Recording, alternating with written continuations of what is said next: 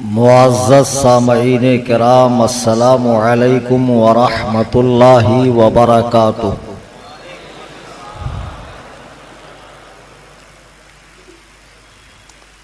الحمدللہ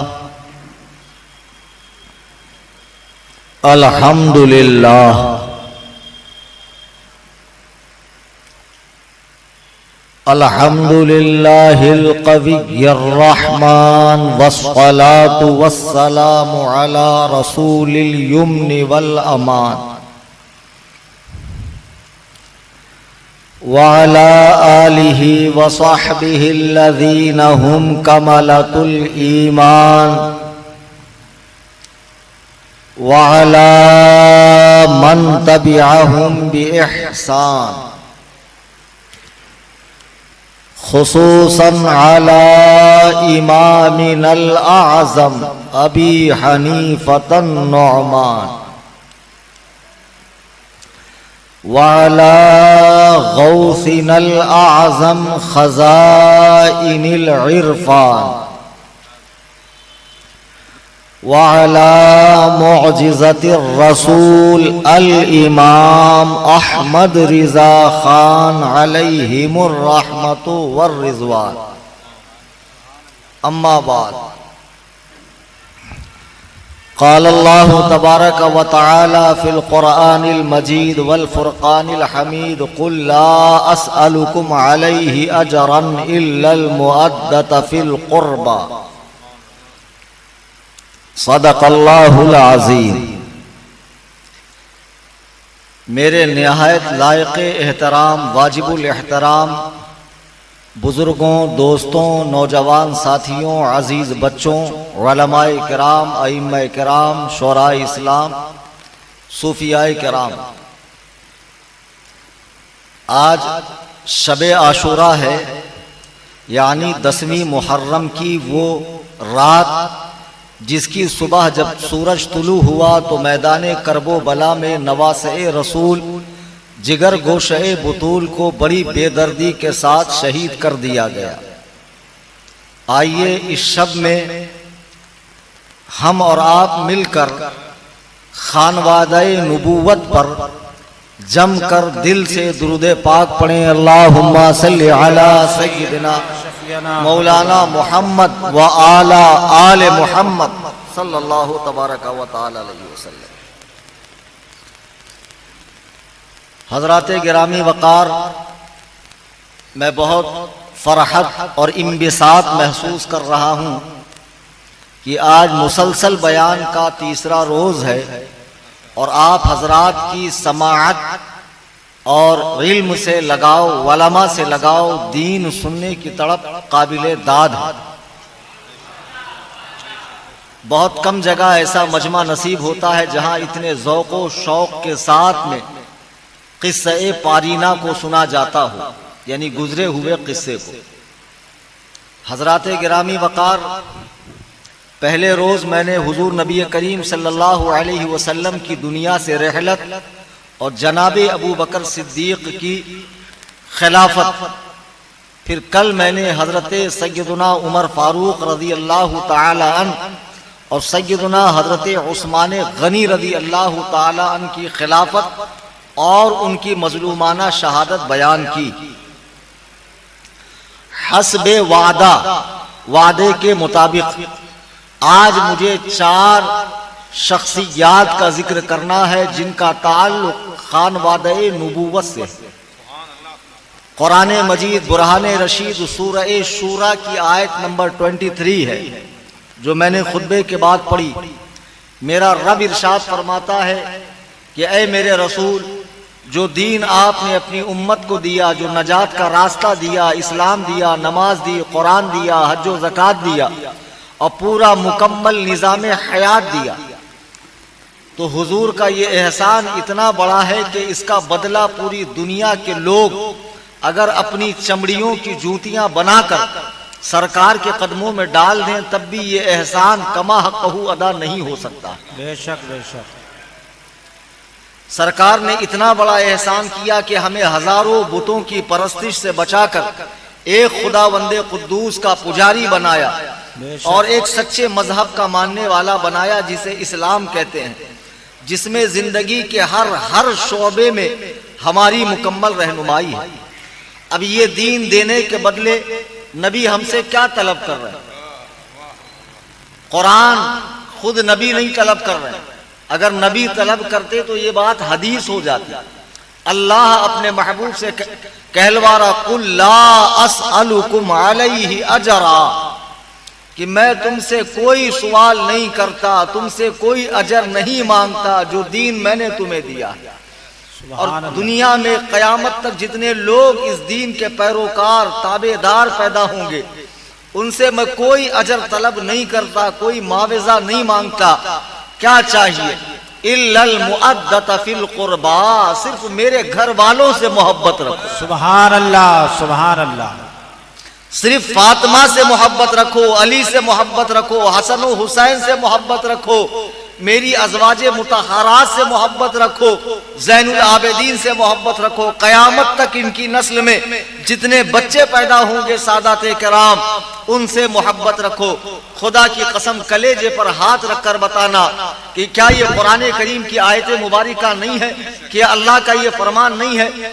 آج اہل بیت سے محبت کرنے والی جماعت پوری دنیا میں دن میں آپ ڈھونڈے، دن کے اجالے میں، اور اگر آپ کی آنکھیں پھر بھی کام نہیں کرتی ہے تو بڑی سی مشعل لے کر ڈھونڈے، آپ کو سوائے اہل سنت و جماعت کے دوسرا کوئی فرقہ اہل بیت سے محبت کرتا نظر نہیں آئے۔ بے شک بے شک، سبحان اللہ۔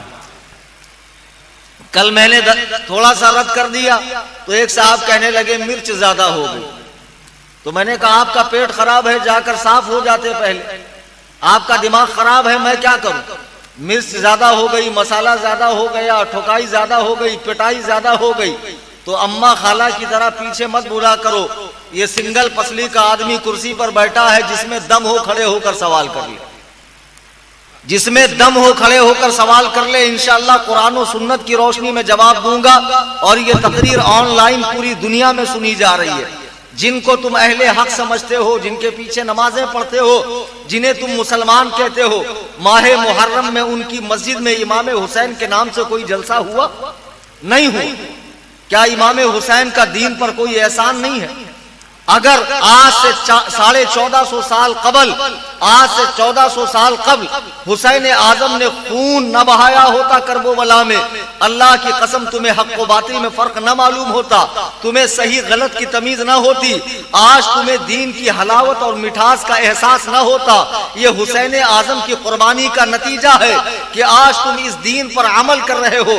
اس حسین اعظم کا اتنا تو احسان مناؤ کہ ان کے نام سے کم از کم پانی پینے کی سبیلیں لگا دو، حسین اعظم کے نام سے محفلیں منعقد کرو، حسین کے نام سے شیرنی تقسیم کرو، حسین کے نام سے غریبوں کی، بیواؤں کی مدد، بے روزگاروں کی مدد کرو، حسین کے نام سے جلسے کرو۔ الحمدللہ قابل مبارکباد ہے جماعت رضائے مصطفیٰ بالا گھاٹ کے نوجوان، جنہوں نے ہمت دکھا کر آگے بڑھ کر یہ 5 روزہ جلسہ پنجتن پاک کی نسبت سے امام عالی مقام کے نام سے منسوب کیا ہے۔ سبحان اللہ، سبحان اللہ، سبحان اللہ۔ قرآن کہہ رہا ہے قل لا اسألکم علیہ اجرا الا المؤدۃ فی القربى، یہ دین تیری چلت پھرت سے، تیرے چلا چلی بھوپال دلی سے، تیرے پوٹلا لے لے کر گھومنے سے نہیں پھیلا ہے، یہ دین حسین کی قربانی سے پھیلا ہے۔ یہ دین خواجہ اعظم حسین کا بیٹا ہندوستان میں لے کر آیا ہے، اور اس کی کڑی محنت سے 90,000 لوگ بیک وقت داخل اسلام ہوئے ہیں۔ یہ سادات کرام کا صدقہ ہے، یہ ان کا کرم ہے، یہ ان کی نوازشیں ہیں جو چہروں پہ داڑیاں اور سروں پہ ٹوپیاں نظر آ رہی ہے۔ میرے بزرگوں اور دوستوں، الحمدللہ ہم وہ وفادار لوگ ہیں جو اہل بیت پاک سے محبت کرتے ہیں، اور مرتے دم تک اہل بیت پاک سے محبت کرتے رہیں گے انشاءاللہ۔ عزیزان گرامی وقار، کل میں نے وعدہ کیا تھا کہ آج میں 4 شخصیات کے حوالے سے بولوں گا۔ مجھے ایک ڈیمانڈ یہ بھی کی گئی کہ آپ تقریر تھوڑی لمبی فرمائیں۔ ٹھیک ہے، میں تقریر لمبی کرنے کو تیار ہوں، آپ اطمینان سے بیٹھے رہیں، اور کبھی کبھی میری طبیعت بوجھل ہو جائے تو قریب آ کر مجھے اپنا چہرے مبارک بھی دکھا دیا کریں، جیسے قوالوں کو دکھاتے ہو۔ جب قوال صاحب پڑھتے ہیں میں تو ناچوں گی گولر تلے، تب تو سیٹھ صاحب ایسے لٹاتے ہیں. عالم پسینہ بہا بہا کے کرسی کو گیلا کر رہا ہے، لیکن یہ نہیں کہ عالم کے قریب جا کر نظر پیش کرو.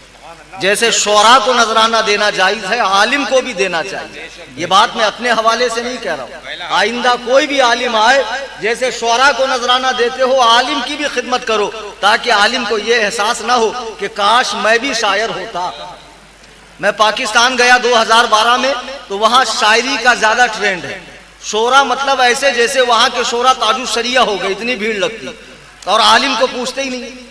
اتنا جھالا تھا. میں نے انٹرنیٹ پہ تقریر موجود ہے، تو اب ان کا دیکھ دیکھ کے عالموں نے بھی گا گا کے تقریر کرنا شروع کیا. کچھ عالموں نے اب گا گا کے سر نکال نکال کے تقریر کرنا شروع کیا کہ ہم کو بھی کچھ نذرانہ مل جائے. بہرحال یہ ایک خارجی بات ہے. میں عرض یہ کر رہا تھا، عزیزان گرامی وقار، حضرت سیدنا عثمان غنی جو مسلمانوں کے تیسرے خلیفہ ہیں، ان کی شہادت کے بعد تخت خلافت پر کسی نے حضرت علی کرم اللہ وجہہ الکریم کو بٹھایا نہیں. آپ خود تخت خلافت پر بیٹھ گئے، اس لیے کہ روئے زمین پر علی سے بڑھ کر خلافت کے لائق کوئی اس وقت تھا بھی نہیں. بے شک بے شک، سبحان اللہ. صرف حضرت طلحہ، حضرت عبداللہ بن زبیر، ان لوگوں نے، اور حضرت امیر معاویہ نے، ان تین بزرگوں نے حضرت علی کی بیعت نہیں کی، اور باقی سارے اہل مدینہ نے حضرت علی کی بیعت کر لی، اور حضرت کوفہ والوں نے حضرت علی کی بیعت کر لی، اور مولا کائنات مسلمانوں کے خلیفہ بنے. اب آپ کہہ سکتے ہو دمادم مست قلندر، علی کا چوتھا نمبر. بے شک بے شک. اب فخر سے کہو ہمیں کوئی حرج نہیں ہے. حضرت علی کرم اللہ وجہہ الکریم مسلمانوں کے چوتھے خلیفہ بنے. حضرت علی کے بہادری کے قصے تو قوال صاحبان بھی پڑھتے ہیں، شعراء بھی پڑھتے ہیں، علماء بھی بتاتے ہیں. آئیے حضرت علی کے بارے میں دیکھتے ہیں. ایک صاحب ہے، میں نام نہیں لوں گا، ان کو کوئی شک ہو گیا کہ میں نے کلکتہ میں 1 سال پہلے تقریر کی تھی کہ حضرت علی کعبے میں نہیں پیدا ہوا. جی ہاں، اور جو بات میں بولتا ہوں اس کے درجنوں دلائل ہیں. تقریر میں دلائل نہیں دے سکتا ہوں، عوام دلیل سمجھتی نہیں، صرف بات عرض کر سکتا ہوں. حضرت علی کعبۃ اللہ میں نہیں پیدا ہوئے، اس پر میں نے 150 کتب کی دلیل دی ہے. حضرت علی کرم اللہ وجہہ الکریم کی جو ولادت ہے، جو لوگ حج یا عمرہ کے لیے گئے ہوں گے، جہاں سرکار پیدا ہوئے جس مکان میں، اس مکان سے مسجد حرام کے بیچ کا جو فاصلہ ہے، وہاں اسی میں کہیں پر حضرت علی پیدا ہوئے ہیں، خانہ کعبہ میں نہیں پیدا ہوئے. امام حاکم کی جو کتاب ہے مسند حاکم، اس میں یہ روایت موجود ہے کہ حضرت علی خانہ کعبہ میں پیدا ہوئے، لیکن اس روایت کو امام جلال الدین سیوطی رحمت اللہ تعالی علیہ نے، امام سیوطی رحمت اللہ علیہ نے اور امام نووی رحمہ اللہ نے، امام نووی رحمت اللہ علیہ نے ضعیف قرار دیا ہے، غلط قرار دیا ہے. کعبے میں پوری دنیا میں ایک ہی صحابی پیدا ہوئے ہیں، ان کا نام ہے حکیم بن حزام. سبحان اللہ. ورنہ سیاہ ستہ میں حضرت علی کے اتنے واقعات ہیں. یہ مفتی عیسیٰ صاحب بیٹھے، ان سے پوچھ لو، آپ کے گاؤں میں مفتی صاحب ہیں، کہ پوری سیاہ ستہ میں تاریخ اسلام پر اتنی بڑی بڑی کتابیں لکھی گئی ہے، کسی کتاب میں یہ ہے کیا حضرت علی خانہ کعبہ میں پیدا ہوئے؟ صرف اور صرف مسند امام حاکم نے لکھا ہے اسے حاکم کے اندر، اور اس کے بعد لوگوں نے اسے نقل کیا ہے. اب لوگ کہتے ہیں کہ صوفی کلیم نے مولا کائنات کی گستاخی کر دی. ارے احمقو، مجھے بتاؤ، حدیث کیا پڑھتے ہیں کہ حضرت علی کی ماں کو درد اٹھا، درد اٹھنے کے بعد خدا نے انہیں الہام فرمایا کہ جلدی سے خانہ کعبہ میں آ تاکہ علی کعبے میں پیدا ہو. اور لوگ مزے لے لے کر بیان کرتے ہیں. پاکستان کا ایک نہایت مکار شخص ہے ڈاکٹر نجیس الپادری، وہ کہتا ہے دلہن نبی کے گھر کی، دولہا خدا کے گھر کا، اور اسی پہ لوگ سبحان اللہ ماشاء اللہ. تو اب لوگ بیان کرتے ہیں کہ ان کی ماں کو اللہ نے الہام کیا کہ تو خانہ کعبہ میں جا، اور وہ خانہ کعبہ میں جا کر انہوں نے حضرت علی کو پیدا کیا. مجھے بتاؤ کہ ناپاکی کی حالت میں کیا خانہ کعبہ کا طواف جائز ہے؟ کیا مسجد میں عورتیں جا سکتی ہے؟ کیا خدا تعالیٰ کسی عورت کو یہ کہے گا کہ تو آ کر میرے گھر کے تقدس کو خراب کر دے، میرے گھر کو آ کر ناپاک کر دے؟ نہیں نہیں، یہ جھوٹی روایت ہے۔ اور یہ بھی سن لو کہ علی کعبے میں پیدا نہ ہو کر بھی کعبے میں پیدا ہونے والے سے افضل ہے۔ سبحان اللہ سبحان اللہ سبحان اللہ۔ کعبے میں حضرت حکیم بن حزام پیدا ہوئے، حضرت حکیم بن حزام ان سے افضل حضرت مولائے کائنات ہے۔ تم نے علی کو سمجھا کیا ہے؟ علی کو معمولی مت سمجھنا، علی کا مقام و مرتبہ بہت بڑا ہے۔ کعبے میں پیدا ہونے سے کیا ہوتا ہے؟ ارے کعبے میں تو میرے نبی بھی پیدا نہیں ہوئے، تو کیا نبی کے مقام کو آپ کم سمجھ رہے ہو؟ ہرگز نہیں، ہرگز نہیں۔ حضرت مولائے کائنات رضی اللہ تعالیٰ عنہ پیدا ہوئے جناب ابو طالب کے گھر پہ۔ ابو طالب حضور کے چچا ہے، تو اس زمانے میں عرب میں قحط پڑ گیا، کھانے کے لالے تھے، تو سرکار نے مولائے کائنات حضرت علی کو اپنی پرورش میں لے لیا کہ میرے اس بھائی کو میں پالوں گا۔ اور علی نے جب سب سے پہلے آنکھیں کھولی تو جمال نبوت کو دیکھا، سرکار کے رخ وضحا کو دیکھا، سرکار کی پرورش میں رہنے لگے۔ جب سرکار نے نبوت کا اعلان فرمایا اور گھر میں چھپ چھپ کے آپ نماز پڑھ رہے تھے، حضرت علی 8 یا 10 سال کے تھے، تو انہوں نے ایک رات دیکھا کہ خدیجۃ الکبریٰ اور میرے پیارے آقا صلی اللہ علیہ وسلم نماز پڑھ رہے ہیں۔ حضرت علی کو بات سمجھ میں نہیں آئی۔ آپ قریب جا کر پوچھا کہ یہ بتائیے کہ آپ لوگ کیا کر رہے تھے؟ حضور نے فرمایا بیٹا ہم لوگ نماز پڑھ رہے تھے۔ یہ ایک خدا کا دین ہے جو تمہیں سچائی کی طرف بلاتا ہے۔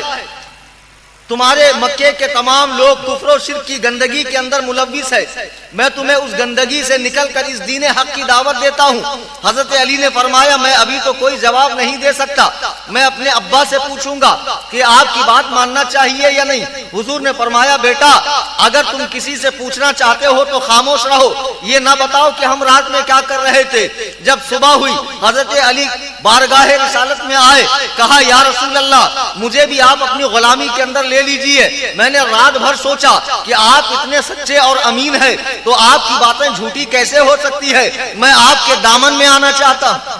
سبحان اللہ سبحان اللہ۔ تو بچوں میں سب سے پہلے حضرت علی کرم اللہ وجہہ الکریم داخل اسلام ہوئے، اور جب رسول کریم صلی اللہ علیہ وسلم نے ہجرت فرمائی مکے سے مدینہ، تو آپ سب جانتے ہیں کہ ہجرت کی رات جس بستر پہ نبی کا قتل کیا جانا تھا، سرکار کو مارا جانا تھا، سرکار حضرت ابو بکر کو لے کر تو مدینے نکل گئے اور مولائے کائنات کو اپنے بستر پہ سلا دیا اور فرمایا اے علی سن، یہ فلاں فلاں کی امانت ہے، جب مدینے آنے لگنا تو یہ ساری امانتیں لوٹا دینا۔ یہ تلقین فرما کر اپنے بستر پہ سلا کر نبی نے چادر اڑا کر، باہر لوگ کھڑے ہوئے ہیں دروازے کے باہر سرکار کو قتل کرنے کے لیے، ہر قبیلے کا ایک شخص ہے کہ آج یہ قصہ تمام کر دیتے ہیں تاکہ ہمارے بتوں کو برا بھلا بولنے والا کوئی رہے نہیں۔ اللہ اکبر کبیرہ، میرے آقا باہر نکلے اور آپ نے مٹی دم کر کے ان کو مارا۔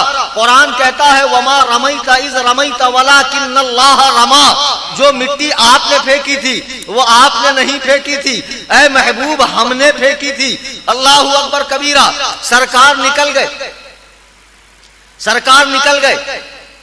اب جب صبح حضرت علی مسجد نبوی مسجد حرام میں آئے تو ایک صحابی نے پوچھا اے علی تمہیں معلوم ہے اس بستر پہ رات میں حضور کا قتل ہونے والا تھا؟ حضرت علی نے کہا جی ہاں۔ تو صحابی نے پوچھا رات بھر تمہیں نیند نہیں آئی ہوگی؟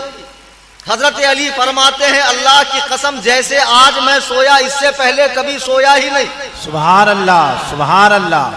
صحابی کہتے ہیں کیا بات کہہ رہے ہو؟ حضرت علی کہتے ہیں ہاں، اس لیے کہ جب میرے نبی نے کہا علی فلاں فلاں کی امانت ہے، مدینے لوٹا دینا ان لوگوں کو اور مدینے میں آ کر مجھ سے ملنا، جب میرے نبی نے کہا کہ مجھ سے مدینے میں آ کر ملنا تو میں سمجھ گیا کہ دنیا کی کوئی طاقت مجھے نہیں مار سکتی ہے، اس لیے کہ میری زندگی کی ضمانت اللہ کے رسول صلی اللہ علیہ وسلم نے دی ہے۔ سبحان اللہ سبحان اللہ۔ یہ مولائے کائنات کا رسول پاک کی بات پر بھروسہ اور یقین ہے۔ حضرت مولائے کائنات رضی اللہ تعالی عنہ مدینہ طیبہ تشریف لائے۔ آپ کو معلوم ہے ان کے فضائل بہت ہیں، مناقب بہت ہے، بہادری کے قصے بہت ہیں کتابوں میں۔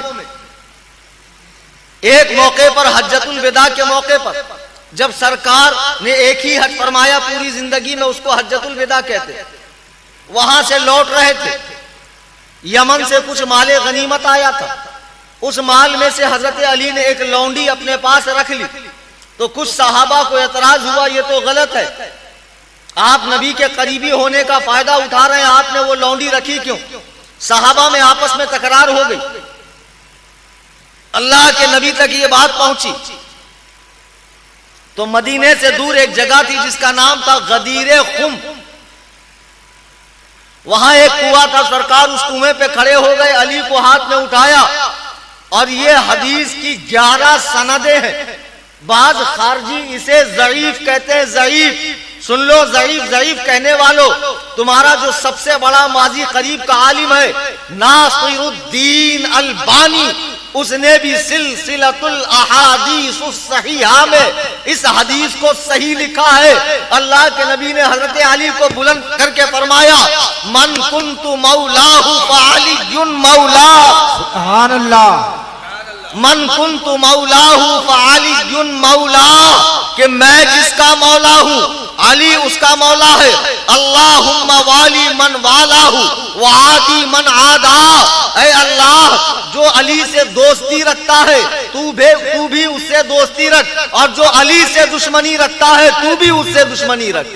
سبحان اللہ، سبحان اللہ، علی سے محبت رکھنے والے سے اللہ دوستی رکھتا ہے، اور علی سے بغض رکھنے والے، علی کی ذات میں کیڑے نکالنے والے، حرام خور، خارجی، ناسبی، وہابی، سلفی، دیوبندی جو اہل بیت پاک سے چڑھتے ہیں، وہ سن لیں کہ وہ اللہ سے دشمنی رکھتے ہیں۔ میرے آقا نے ایک بات یہ فرمائی، اب اس حدیث کو لے کر ناگپور میں بہت تفصیلی تقریر کرنے والا ہوں، شارٹ کٹ میں بتا دوں کہ رافضی ایک فرقہ ہے جو اپنے آپ کو شیعہ کہتا ہے، وہ کہتا ہے اس کا مطلب یہ ہے کہ نبی نے ڈائریکٹ حضرت علی کو خلیفہ بنایا، ڈائریکٹ اس حدیث میں مولا کے لفظ۔ دیکھو مولا کے المنجد ایک لغت کی کتاب ہے مدرسے میں آپ، ہاں ماشاءاللہ صوفی صاحب کے پاس، صرف عامل ہی نہیں ہے عالم بھی ہے ماشاءاللہ، سبحان اللہ، ماشاءاللہ۔ المنجد میں دیکھ لینا، مولا کے 21 معنی ہے، 21،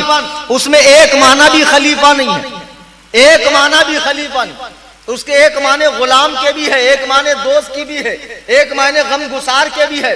نبی فرماتے من کنت مولا، میں جس کا دوست ہوں علی اس کا دوست ہے۔ آج کل ہمارے سنی جلسوں میں ایک نعرہ لگتا ہے ابو بکر کا مولا علی علی، عمر کا مولا علی علی، نہیں، یہ شیعوں کا نعرہ ہے، ابو بکر کا مولا علی نہیں ہے، علی تو ابو بکر کا پیروکار ہے، علی تو ابو بکر کا مقلد ہے، علی تو ابو بکر کے ماننے والوں میں سے ہے، ان کے مولا نہیں ہے، حضرت عمر کے مولا نہیں ہے، حضرت عثمان کے مولا نہیں ہے، مولا ہے تو دوست کے معنی میں ہے، مولا ہے تو آقا کے معنی میں نہیں ہے، اور آقا ہے تو عثمان کے بعد سارے صحابہ کے علی آقا ہے، سارے تابعہ کے علی آقا ہے، سارے اولیاء کے آقا ہے، سارے مسلمانوں کے علی آقا ہے۔ سبحان اللہ، سبحان اللہ، حدیث میں ڈنڈی مت مارو، دین تمہارے پاپا جی کا نہیں ہے، ابھی علماء زندہ ہیں، حدیث قرآن میں ڈنڈی مارو گے۔ ایک جگہ ایک بہت بڑے گھامڑ گدہ الذی خردماغ بیدال کے بودم چغد گھامڑ اخبص الناس نطفہ نا تحقیق خارج البشر والآدمیہ والانسانیہ والحیوانیہ، نہیں سمجھے نا، یہ سب عربی فارسی ہمارے پاس بولے مولانا آپ لوگ کو تو حدیث آتی نہیں ہے، حدیث تو ہم کو آتی ہے۔ میں نے کہا تم کو کون سی حدیث آتی؟ بولے ہم کو یہ حدیث آتی ہے، اللہ کے نبی فرماتے ہیں، بخاری کی حدیث ہے، من اسنام عیدا لقبری، کہ میری قبر کو عیدگاہ کا میلہ نہ بناؤ۔ جب نبی نے اپنی قبر پر عیدگاہ کی طرح کثیر تعداد میں آنے سے منع کیا تو آپ لوگ عام مزاروں پر کیوں جاتے ہیں؟ تو میں نے کہا ایسا ہے گھامڑ، حدیث پڑھنا پڑھانا اس کو سمجھنا یہ تم جیسے گھامڑوں کا کام نہیں ہے، اس کے لیے بریلی کا محبت کا سرما لگانا پڑتا ہے، تب جا کر حدیث قرآن سمجھ میں آتا ہے۔ سبحان اللہ، نعرہ تکبیر، نعرہ تکبیر، نعرہ رسالت، مسلک اعلی حضرت، علماء اہل سنت، نعرہ تکبیر۔ کہنے لگے مولانا حدیث میں تو لکھا ہے نبی فرماتے من اسلام عید القبری. اب یہ حدیث ہم کو دکھائی, ہم نے جواب دیا, لیکن کوئی آپ کے گاؤں میں سعودی سے حاجی صاحب آئے ہوں, پہلے تو ٹھیک ٹھاک تھے, بعد میں ان کا دماغ خراب ہو گیا, کہنے لگے کہ سعودی کا قانون لے کر آؤ, سعودی کا قانون لے کر آؤ, اور دھیرے دھیرے ادھر بھی پیر ادھر بھی پیر, ایسوں کو پہچانو اور لات مار کر باہر نکالو, ہم کو ضرورت نہیں ہے دوغلوں کی. سمجھ لو اچھے سے, کچھ باتیں اشارے میں بھی سمجھ جایا کرو. ایسے لوگ ادھر بھی ملے ہوتے ہیں ادھر بھی ملے ہوتے ہیں, بڑے زہریلے ہوتے ہیں. یہ دو منہ کے سانپ ہیں, ان کو کچل دو. یک در گیر محکم گیر, ایک در پکڑو مضبوطی سے پکڑو. بے شک بے شک. دو ناؤں میں پیر رکھو گے, دو ناؤں میں پیر رکھو گے, اور جب دونوں کے راستے الگ ہوں گے تو بیچ میں سے چرو گے کہ نہیں چرو گے؟ ہاں, تو یہ دوگلی پالیسی ہمارے یہاں نہیں چلنے والی ہے. سعودی سے آگے بولے وہاں تو ایسا نہیں ہوتا, وہاں تو ویسا نہیں ہوتا. اب سعودی میں تھیٹر کھل گیا, اب سعودی میں عورتیں ڈرائیونگ کر رہی ہے, اب سعودی میں شراب خانہ کھل گیا ہے. حرام خور, تو یہاں بھی شراب خانہ کھولے گا؟ ہم نے محمد الرسول اللہ کا کلمہ پڑھا ہے, سعودی والوں کا کلمہ نہیں پڑھا ہے. یہ سعودی اب مثل یہودی ہے, ہمیں ان سے کیا لینا دینا ہے؟ ہم تو صحابہ کرام کے ماننے والے ہیں, قرآن و سنت کی پیروی کرنے والے ہیں, بزرگان دین سلف صالحین کے ماننے والے ہیں. ان نجدی عیاشوں, امریکہ کے غلاموں, ٹرمپ کے ماننے والوں اور مودی کو اعزازی سند دینے والوں کو ہم لوگ نہیں مانتے ہیں. ان کو تم مانو, ہم قرآن و سنت کی پیروی کرتے ہیں. سبحان اللہ سبحان اللہ. میرے بزرگوں اور دوستوں, میں عرض کر رہا تھا, وہ صحابہ بولے حدیث میں لکھا ہے. اب حدیث ہم کو دکھایا ٹھیک, لیکن چائے بیچنے والے کو دکھائے گا تو بیچارہ سوچے گا حدیث میں لکھا ہے تو خواہ میں کیوں خرچہ کروں, کیوں جاؤں مزاروں پر, کیوں چادر چڑھاؤں, کیوں منتیں مانگوں, کیوں بزرگوں کا وسیلہ لوں. وہ تو عالم سے پوچھے بغیر پہلے ہی محقق بن کے سارا جانا آنا چھوڑ دے گا. اور آج کئی لوگوں نے چھوڑ دیا, یہ بند وہ بند لیو بند دیو بند سب بند. اب مجھے دکھائی, میں نے کہا للہ ایسا, اس حدیث کا مطلب تو سمجھا نہیں. بولے کیا مطلب ہے؟ میں نے کہا نبی فرماتے من اسلام عید القبری, میری قبر کو عیدگاہ کا میلہ نہ بناؤ. اس کا مطلب یہ ہے جیسے سال میں ایک بار عیدگاہ میں جاتے ہو, ایسے میری قبر پر مت آؤ بلکہ روز آنا آؤ. سبحان اللہ. نعرے تکبیر, نعرے تکبیر, نعرے رسالت. حدیث ایک, اللہ ایک, قرآن ایک, رسول ایک, صحابہ ایک. جھگڑا کیوں؟ جھگڑا سمجھنے کا ہے. حدیث قرآن ایک ہی ہے, جھگڑا سمجھنے کا. اب اس کو اور ایک مثال دے کر سمجھاتا ہوں. ایک نواب صاحب تھے, ان کے یہاں باہر بورڈ لکھا ہوا تھا ٹھہرو مت اندر آؤ. تو اب جو بھی آتا وہ پڑھتا, اور جن کو پڑھنا نہیں آتا ان کے لیے واچ مین کھڑا ہوا تھا. تو وہ پہلے جاتا, فلاں فلاں صاحب آئے, نواب صاحب کہتے بھیجو, پھر ان کو بھیج دیتا. جاتے. ایک دن ایک بہت بڑے علامہ, فخامہ, اسامہ, اوباما, پاجامہ, دارالعلوم دیوبند سے تشریف لا. اتنا بڑا پگڑا کہ پیچھے 4 لوگ پکڑے ہوئے, اتنے بڑے علامہ صاحب تھے. یہ داڑھا جھاپک جھوا 3 میل کا یہود چھاپ رکھے ہوئے, یہ اتنا بڑا پیٹ العلوم لے کر تشریف لائے. اور جب انہوں نے دیکھا تو کیا لکھا ہوا تھا وہاں؟ ٹھہرو ٹھہرو مت اندر آؤ. اب انہوں نے پڑھ لیا, پڑھ کے ڈائریکٹ چلے گئے. تو وہ واچ مین بکری کا بچہ میں کر رہا, حضور یہ کیا غضب کر رہے ہیں آپ, دیکھنے میں تو بہت بڑے علامہ لگتے ہو آپ, پھر آپ ڈائریکٹ اندر کیسے جا رہے ہو؟ بورڈ نہیں پڑھے. علامہ فرماتے ہیں بورڈ پڑھا تبھی تو ڈائریکٹ اندر جا رہا ہوں. تو واچ مین نے کہا بورڈ پڑھ کے تو ہر کوئی رکتا ہے اور آپ تو ڈائریکٹ ہو گئے. تو علامہ فرماتے ہیں بورڈ پہ لکھا ہے ٹھہرو مت اندر آؤ. نہیں سمجھے؟ سب کیا پڑھتے؟ ٹھہرو مت اندر آؤ. یہ ذرا ضرورت سے زیادہ قابل تھے, ان کا چلا چھٹی زیادہ لگ گیا تھا بھوپال سے دلی, تو انہوں نے پڑھ لیا ٹھہرو مت اندر. بات ایک ہی ہے, بات دو نہیں ہے. پڑھنے والوں کے دماغ الگ الگ ہے, مینٹلٹی الگ الگ ہے, سچویشن الگ الگ ہے, ایجوکیشن الگ الگ ہے, درس الگ الگ ہے, پڑھانے والے الگ الگ ہیں. تو کچھ لوگ حدیث قرآن کو اپنی مرضی سے پڑھتے ہیں, اسی لیے گمراہ ہوتے ہیں. خود قرآن کہتا ہے یضل بہ کثیرا ویہدی بہ کثیرا. قرآن پڑھ کر لوگ گمراہ ہوں گے اور قرآن سے لوگوں کو ہدایت ملے گی. سبحان اللہ. قرآن نے نہیں کہا युदिल्लु बिही कसीरा, कुरान से बहुत लोग गुमराह होंगे, वयहदी बिही कसीरा, कुरान से बहुत लोगों को हिदायत मिलेगी। कुरान में कैसे गुमराहियत है यार, कुरान पढ़कर कोई कैसे गुमराह हो सकता है? तो पता चला हमारे यहाँ एक साहब है, पीर साहब, दाढ़ी वाड़े रखते नहीं है। उनको हमने पूछा दाढ़ी क्यों नहीं रखते? बोले कुरान में लिखा कल्ला सौफ तालमून, कल्ला पूरा साफ करो। बताओ जब ऐसे घामड़ होंगे कि अरबी को उर्दू में ठूस देंगे और उसका मतलब अपनी तरह करेंगे, तो फिर तो गुमराह होंगे कि नहीं होंगे?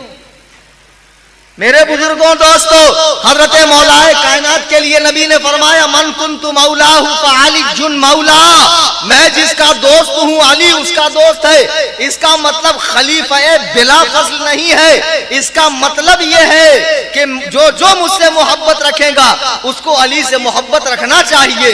अली मेरा साहबी है, अली मेरा दामाद है। अरे अली वो है कि जिसके दोनों बेटे जन्नती जवानों के सरदार है। मौलाए कायनात से हम सब मोहब्बत रखते हैं, लेकिन नंबर हम चौथा मानते हैं, पहला नहीं मानते। न तो हम वहाबियों की तरह नफरत करते हैं, न राफिजियों की तरह मोहब्बत में आगे बढ़ते हैं, बल्कि इत्तेदाल मोतदिल बीच के रास्ता हम लोग इख्तियार करते हैं। मेरे बुजुर्गों और दोस्तों, अब सुनो, जब हजरत अली कूफा तशरीफ लाए तो एक साहब ने उनसे पूछा, एक सहाबी ने, कि मेरे ख्याल से नबी ने आपको डायरेक्ट खलीफा बनाया था, तो आप चौथे नंबर पर क्यों आ गए?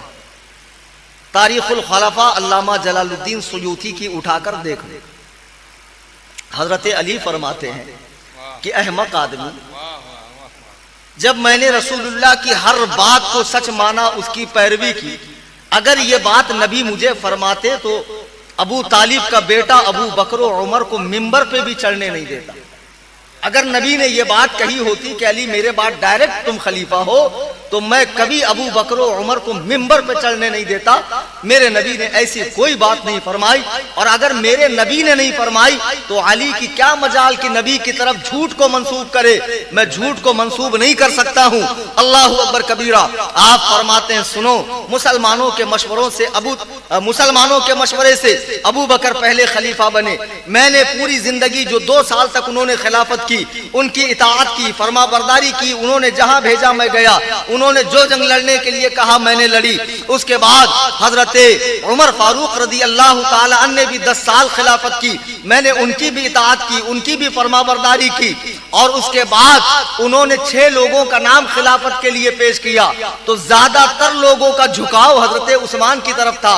तो मैंने कहा नहीं, मुझे भी उस्मान की इताअत कर लेना चाहिए, मुसलमानों में फूट नहीं डालना चाहिए। मेरे निकाह में तो रसूलुल्लाह की एक बेटी है, उस्मान के निकाह में तो 2-2 बेटी है। फिर मैंने उस्मान को भी अपना खलीफा माना और 12 साल तक उनकी इताअत की। लेकिन जब वो दुनिया से तशरीफ ले गए तो मैंने देखा कि अब रूए जमीन पर मुझसे ज्यादा लायक खिलाफत का कोई हकदार नहीं है। तो मैंने खुद बयात लेना शुरू कर दिया। अल्लाहु अकबर कबीरा। ये बात हजरत अली कूफा में इरशाद फरमाया। सुभान अल्लाह, सुभान अल्लाह। अच्छा, इसमें खुदावंदे कुद्दूस की एक हिकमत देखो, बार बार आपने सुना होगा। अगर हजरत अली डायरेक्ट खलीफा बनते तो बाकी के जो 3 खलफा है उनको दीन की खिदमत करने का मौका नहीं मिलता, क्योंकि वो तीनों हजरत अली की जिंदगी में ही दुनिया से तशरीफ ले। तो जिसको दुनिया से पहले जाना था वो पहले खलीफा हुआ अबू बकर, जिसको उनके बाद दुनिया से जाना था वो दूसरी बार खलीफा बना उमर फारूक, जिसको उनके बाद दुनिया से जाना था वो तीसरी बार खलीफा बना उस्मान बिन अफ्फान, और जिसको सबसे आखिरी में दुनिया से जाना था हजरत मौलाए कायनात मौला मुश्किल कुशा, वो चौथे खलीफा बने। अगर डायरेक्ट अली पहले खलीफा बनते तो इन तीनों को मौका नहीं मिलता इस्लाम की खिदमत करने का। अल्लाह ताला की मशीयत देखो कि धीरे धीरे सबको मौका अता फरमाया। आखिरी में मौलाए कायनात का नंबर आया और आपने 4 बरस 8 माह तक खिलाफत अंजाम दी। और आपके जमाने में मुसलमानों में लड़ाइयां बहुत हुई, बहुत लड़ाइयां। तो हजरत अली के जमाने में एक शख्स था, वो आपके पास आया और बड़ा अजीब सवाल किया। उसने कहा, हजरत अबू बकर के दौर में मुसलमान आपस में नहीं लड़ते थे, उमर के दौर में भी नहीं लड़ते थे, उस्मान के दौर में भी नहीं लड़ते थे। آپ کے زمانے میں مسلمان بہت آپس میں لڑتے ہیں۔ تو حضرت علی فرماتے ہیں کہ جب ابو بکر و عمر حکومت کرتے تھے تو مشورہ دینے والا علی تھا، اور جب علی حکومت کر رہا ہے تو مشورہ دینے والا تجھ جیسا ناہنجار ہے۔ لڑائی تو ہوگی، جھگڑا تو ہوگا، جب مشورہ دینے والے ناقص عقل کے ہوں۔ اس لیے کسی بھی بڑے آدمی کو چمچوں کی بات پہ زیادہ بھروسہ نہیں کرنا چاہیے۔ جو بھی بڑی پوسٹ پر ہے، امام ہے، مسجد کا سیکریٹری ہے، کسی انجمن اور جماعت کو چلاتا ہے، صرف سنی سنائی بات پر بھروسہ نہیں کرنا چاہیے۔ اب دیکھو اتنا بڑا گاؤں ہے، وہابیوں کی ایک مسجد ہے، بہت سے لوگ جو دینی جلسوں میں نہیں آتے، علماء کی کتابیں نہیں پڑھتے، ان کو دین پتہ ہی نہیں، بس اتنا پتا ہم مسلمان کے گھر میں پیدا ہوئے، گوشت کھاؤ، ختنہ کراؤ، ایک آدھ بار جمعہ پڑھ لو۔ اب بیچارے اگر وہ وہابیوں کی مسجد میں چلے جائیں تو اب ایسا کرنا تلوار نکال کے ان کی گردن مارنا۔ کم بخت وہابی مسجد میں چلا جائے، الٹا بول رہا ہوں، ابے یار کیا حرکت، تھوڑا تو عقل سے کام لے۔ کیا وہابی مسجد میں جانے سے وہابی ہو گیا وہ؟ اب وہ شخص تم کو کسی دعوت میں دکھا سنی کے، او ہو یہ وہاں بڑا لہبڑا خرا، میں نہیں جاؤں گا دعوت میں۔ اب سنی سوچیں گا جب سنی میری دعوت میں آتے ہی نہیں ہے تو میں ان کو بلاؤں کیا؟ وہ سنی بھی ادھر چلا جائیں گا۔ کچھ وہابیت کو بڑھاوا تم بھی دے رہے ہو، بے شک صحیح ہے نا؟ اچھا پیچھے والے بولو تو صحیح بات ہے۔ بات بات میں فتوے مت لگایا کرو یار۔ ہمارا رب فرماتا ہے، میرا رب فرماتا ہے کہ جب تم اپنے رب کی طرف بلاؤ، وَجَادِلُهُمْ بِالَّتِي هِيَ أَحْسَنُ، اچھے طریقے پر بات کرو، اچھے طریقے پہ، ہی احسن، جب اپنے رب کی طرف بلاؤ تو اچھے طریقے پر گفتگو کرو۔ یہ چلا پکار، تلوار نکال، حشمتی شمشیر، فاتح کشمیر، ماہر رد وہابیت، ہم سے زیادہ رد وہابیت تم کرو گے، مجھ سے زیادہ رد وہابیت تم کرتے ہو، تم اعلیٰ حضرت سے زیادہ رد وہابیت کرتے ہو۔ امام احمد رضا جس کی زندگی کا ایک ایک لمحہ 67 ایئرس 4 months 15 days، جس کے زندگی کا ایک ایک لمحہ اللہ رسول کے دشمنوں کا رد کرنے میں گزرا ہے۔ آؤ اس امام احمد رضا کو دیکھو، الملفوظ میں لکھا ہے کہ ایک وہابی نے ایک سنی سے 14 سوال علم غیب پہ کیے، اس نے کہا مجھے نہیں آتا، بڑے مولوی صاحب بریلی میں چلو ان کے پاس، وہ اعلیٰ حضرت کے پاس لے کر آیا، اعلیٰ حضرت نے اس کے 14 سوالوں کے جواب دیے، اللہ نے دل کی دنیا پلٹ دی۔ دوسرے دن آ گیا، حضور مجھے غلامی میں قبول کر لیجئے۔ اعلیٰ حضرت فرماتے ہیں، اعلیٰ حضرت فرماتے ہیں جو کام نرمی سے بنتا ہے وہ گرمی سے نہیں بنتا۔ سبحان اللہ، نعرہ تکبیر، نعرہ تکبیر، نعرہ رسالت، مسلک اعلیٰ حضرت، مسلک اعلیٰ حضرت۔ بالا گھاٹ کے ٹچے مفتیوں، اعلیٰ حضرت کو صلح کلی مت بول دینا، ٹچے مفتیوں حد میں رہو۔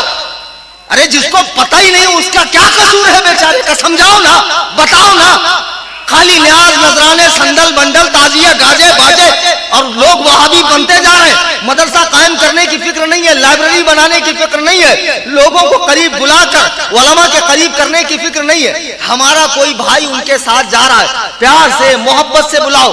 میں میرے ساتھ کا واقعہ بتاتا ہوں۔ میرے محلے کا ایک شخص زبردستی اس کو 3 دن لے کر گئے، اچھا ماحول لگا، 40 دن چلا گیا، وہاں سے 4 مہینہ چلا گیا۔ 4 مہینے کے بعد اتنا بڑا داڑھا، ماتھے پر شامی کباب، اب بالکل پورا تیار ہو کر آ گیا، ہاتھ میں 4 انگل کی تسبیح۔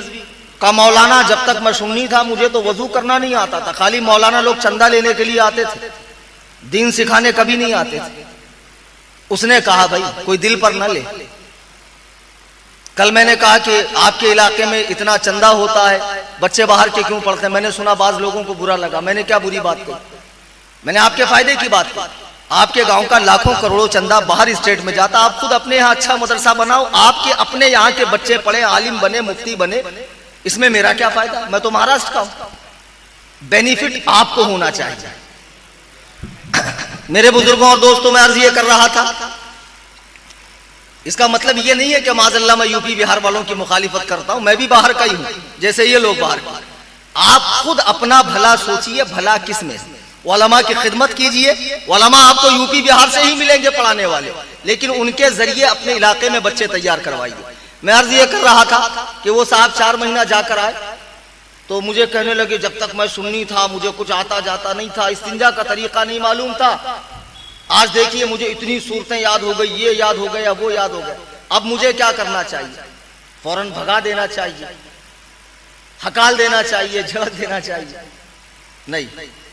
میں نے اس کو ایک کام کہا, ایک کام کیجئے, آپ ذرا چائے پر آئیے شام کے وقت میرے آفس میں. وہ صاحب آئے, میں نے کہا اچھی بات ہے آپ جماعت میں گئے, دین سیکھے, صورتیں سیکھی, نماز سیکھی. نماز کے ہم لوگ تھوڑی مخالف ہیں, بس ایک کتاب دے رہا ہوں, یہ پڑھ کر مجھے بتاؤ یہ جو لکھا ہے صحیح ہے کیا. ایک کتاب میں نے کھولی, صفحہ نمبر 15 اس کا, تو انہوں نے پڑھا, اس میں لکھا تھا جیسا علم نبی کے پاس ہے ایسا علم بچوں, پاگلوں, جانوروں, چرندوں, درندوں, گزندوں, جمی حیوانات و بہائم کے پاس بھی. کتاب پھینکی کا مولانا یہ کس خبیث کے بچے نے یہ کتاب لکھی کہ نبی کے علم کو بچوں, پاگلوں, جانوروں کی طرح کہہ رہا ہے. میں نے کہا پہلا پیج کھول لے. پہلا پیج کھولا تو حکیم الامت مولانا اشرف علی تھانوی رحمت اللہ علیہ. بولی یہ اس نے لکھا ہے, اس کے بارے میں تو مجھے کچھ الگ ہی بتایا گیا کہ یہ تو بہت بڑا عالم تھا. میں نے کہا دیکھ کتنا بڑا عالم تھا, شیطان سے بڑا تو نہیں ہوگا نا.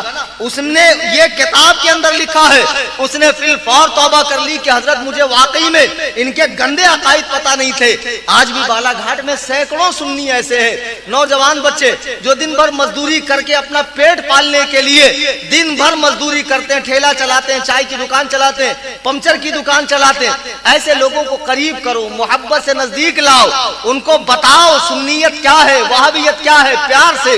اب جو پکے ہو جائیں سب جاننے کے بعد بھی آپ کی بات نہ مانے تو بے شک ان کا حکم یہ ہے کہ وہ گمراہ ہے, ان میں کچھ لوگ کافر ہیں, ان سے قطع تعلق کرو, لیکن ہر ایک سے قطع تعلق. جی میری بات ہو سکتا ہے یہ بھی کسی کو بری لگ جائے, کل اس پر بھی کوئی مجھے ریاکشن ہو جائے تو میں کل اس کا بھی خلاصہ کر دوں گا. میرے بزرگوں اور دوستوں, حضرت مولا کائنات رضی اللہ تعالیٰ عنہ مسلمانوں کے خلیفہ بنے. ان کے زمانے میں جنگ صفین ہوئی, جنگ جمل ہوئی. جنگ جمل حضرت عائشہ, طلحہ, زبیر اور حضرت علی کے بیچ میں ہوئی.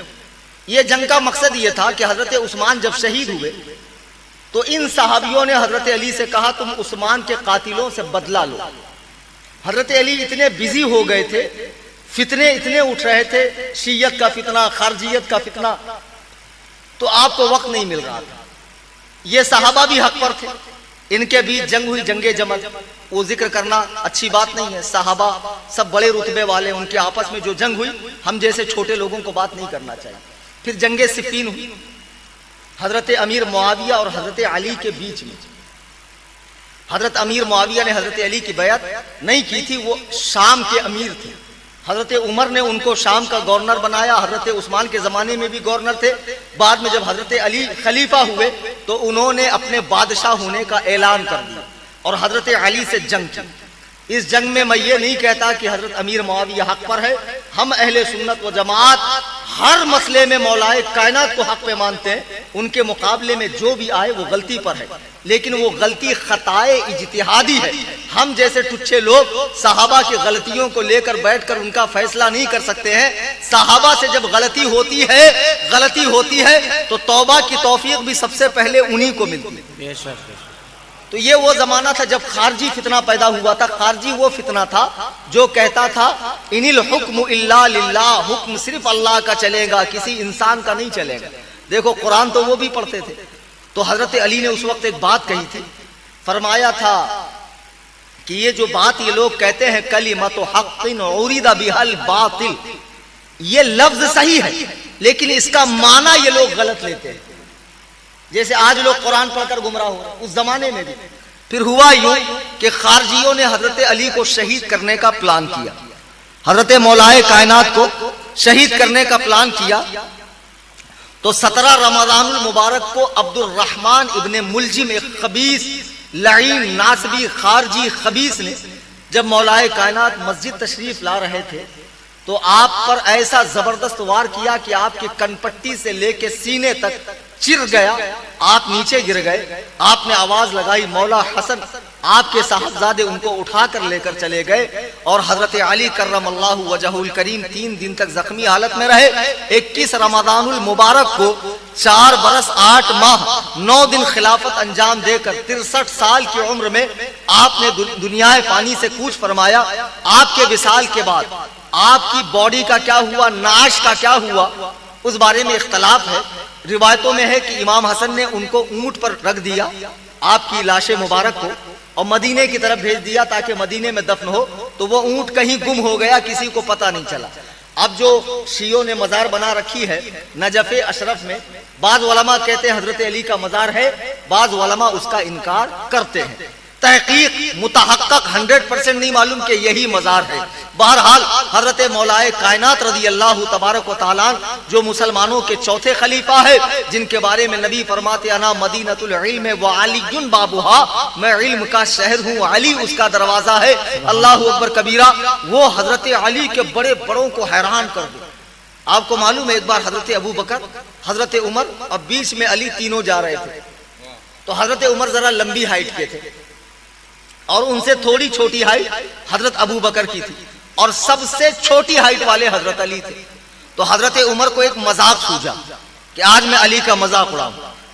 تو انہوں نے کہا یا ابا بکر انظر الینا, اے ابو بکر ذرا دیکھو تو صحیح, علی بیننا کنون سیلنا, کہ علی ہم دونوں کے بیچ میں ایسے ہے جیسے لنا لکھا جائے تو بیچ میں نون, لنا میں ادھر لام آتا ہے, بیچ میں چھوٹا سا نون آتا, پھر آخری میں لمبا الف آتا. یعنی میں بھی لمبا تم بھی لمبے, میں لنا کا لام تم لنا کے الف, اور علی لنا کا نون بیچ میں, مطلب دکھتا ہی نہیں. اور یہ بول کر حضرت عمر ہنسنے لگے کہ میں نے علی کا بڑا مذاق اڑایا. کہا کیا ابو بکر دیکھو تو ہم دونوں کے بیچ میں علی ایسے ہیں جیسے لنا لکھا جائے تو نون. اب حضرت علی تو حضرت علی ہے نا.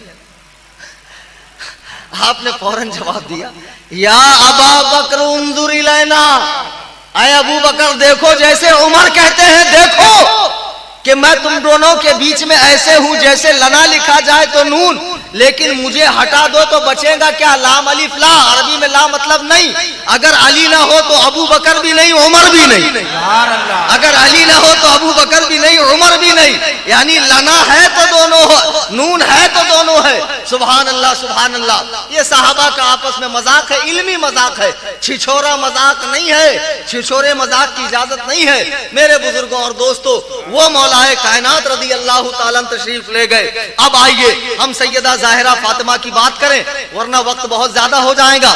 رسول کریم صلی اللہ تعالی علیہ وسلم کی یہ صاحبزادی مکہ المکرمہ میں ہی پیدا ہو گئی تھی. نبی کریم صلی اللہ تعالی وسلم جب مدینہ طیبہ میں تشریف لائے تو آپ نے 11 ہجری, آپ نے 2 ہجری میں سیدہ ظاہرہ طیبہ طاہرہ فاطمہ زہرا کے لیے رشتہ ابو بکر کا بھی آیا, حضرت عمر کا بھی آیا. حضرت ابو بکر نے بھی رشتہ بھیجا, حضرت عمر نے بھی رشتہ بھیجا. سرکار نے قبول نہیں فرمایا. حضرت علی سے آپ کا نکاح فرمایا. اللہ اکبر کبیرہ. نبی کونین صلی اللہ علیہ وسلم کی اور بھی صاحبزادیاں ہیں, لیکن فاطمہ ایسی صاحبزادی ہے نبی فرماتے فاطمہ بضعۃ منی, فاطمہ میرے گوشت کا ٹکڑا ہے, گوشت کا. اللہ اکبر کبیرہ. جس نے فاطمہ کو تکلیف دی, تحقیق اس نے مجھے تکلیف دی. مسلمانوں کلیجے پر ہاتھ رکھ کر بتاؤ, نبی فرماتے ہیں جس نے فاطمہ کو تکلیف دی اس نے مجھے تکلیف دی.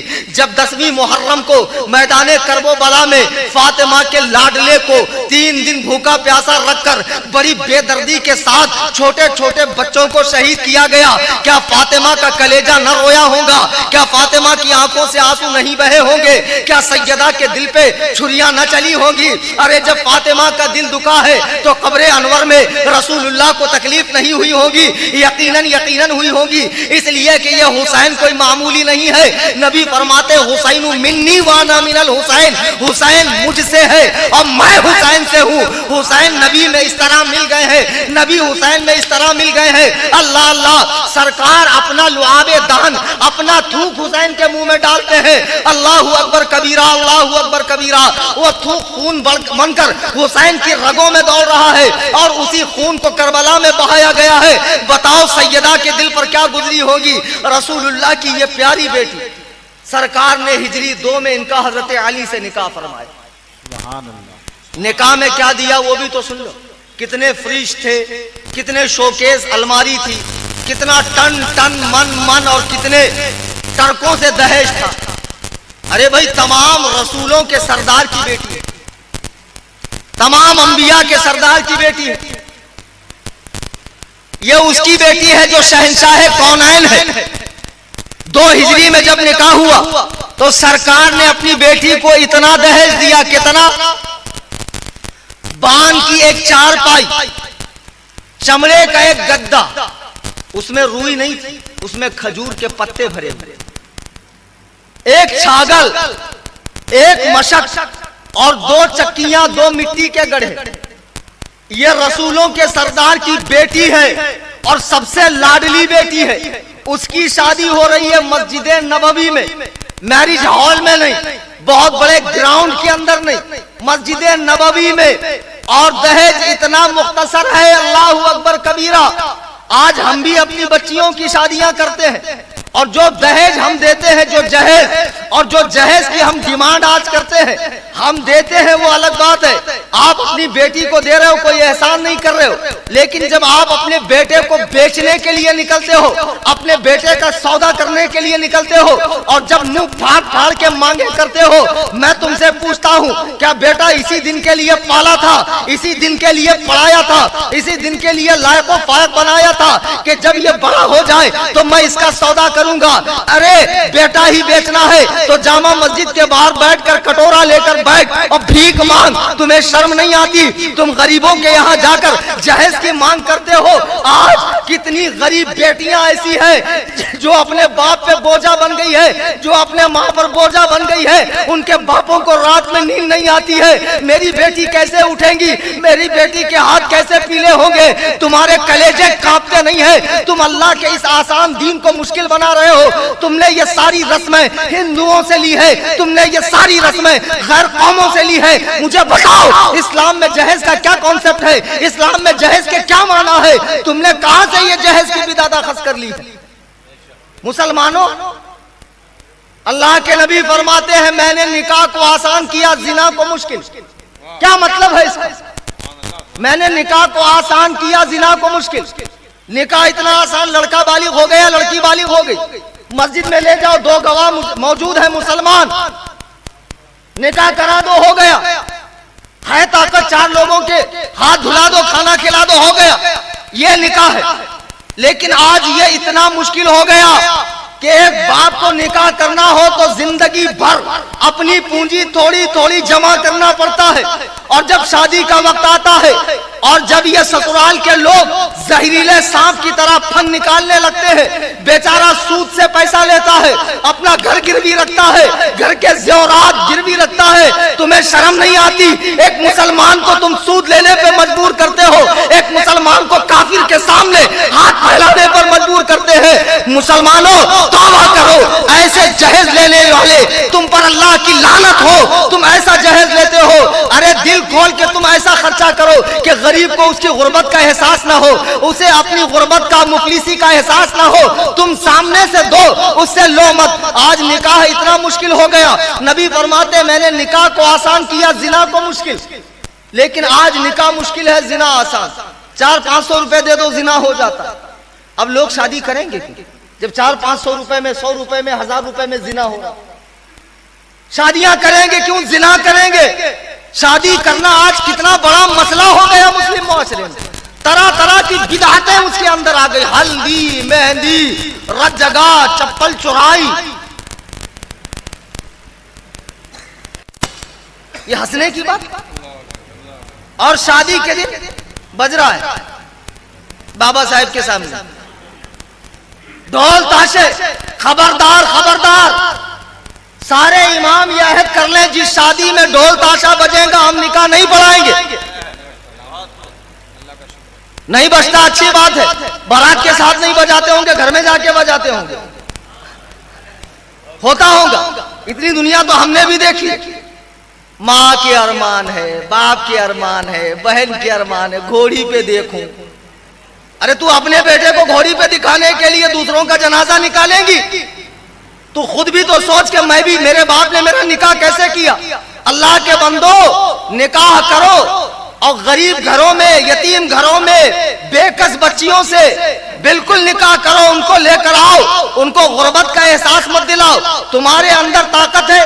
مجھے ایک جگہ قرآن حدیث میں یہ دکھاؤ کہ شادی کے دن لڑکی کے گھر والوں کو کھانا کھلانا چاہیے، چلو دکھا لڑکے والوں کو کھلانا چاہیے۔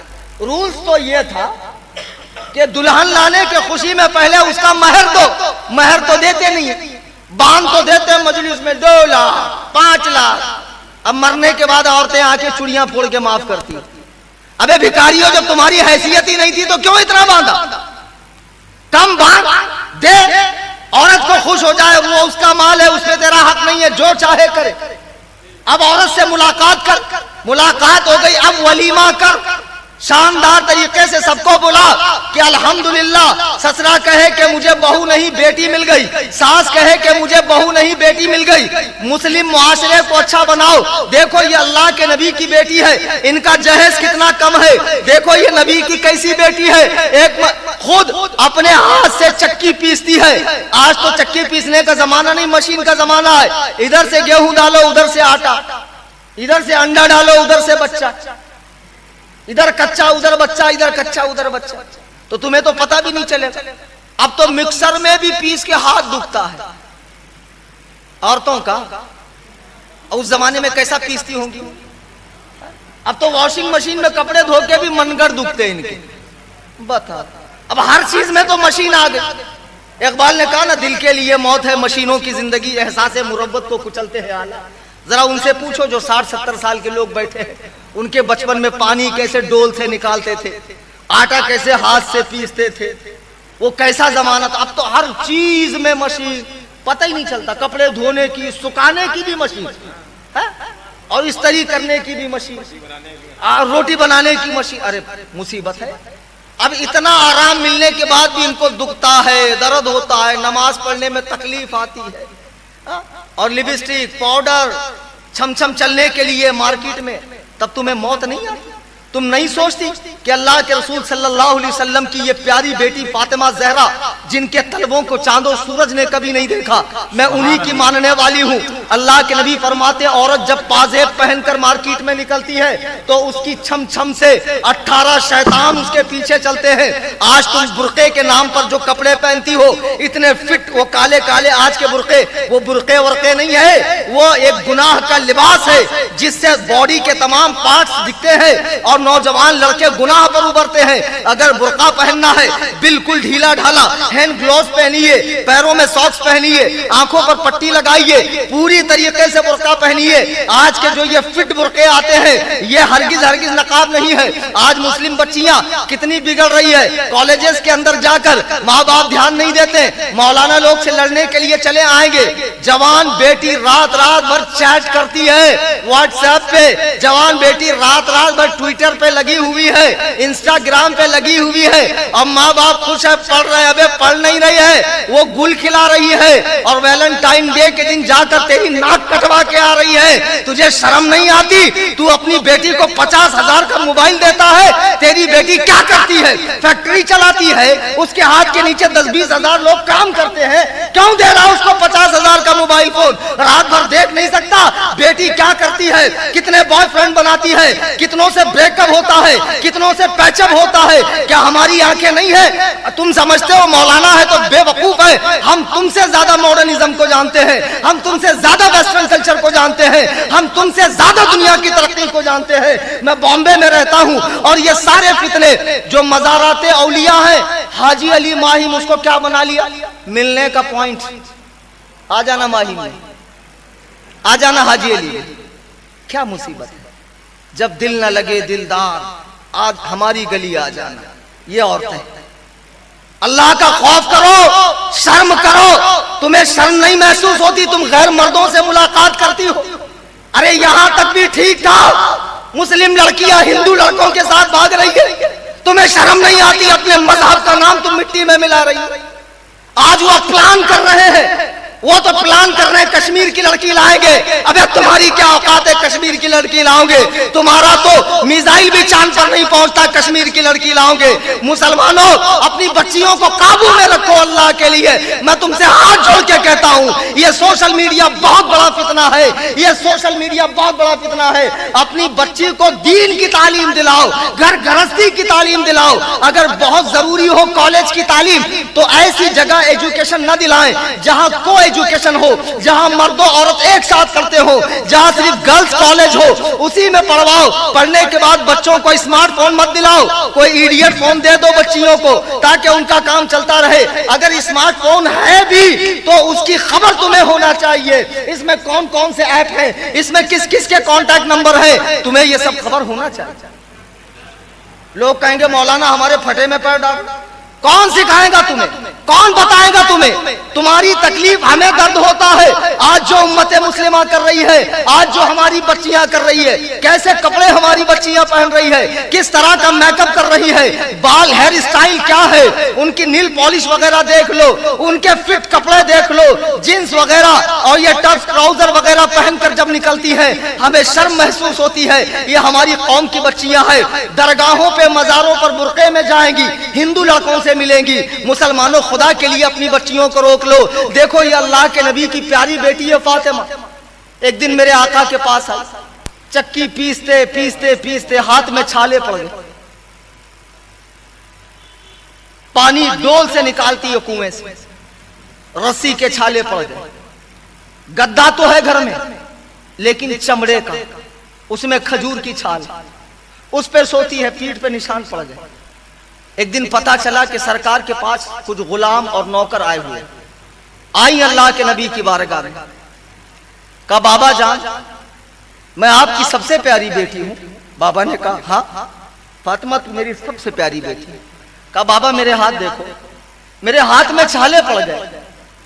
بابا میرے ہاتھ میں چھالے پڑ گئے, چکی پیستے پیستے پانی نکالتے نکالتے.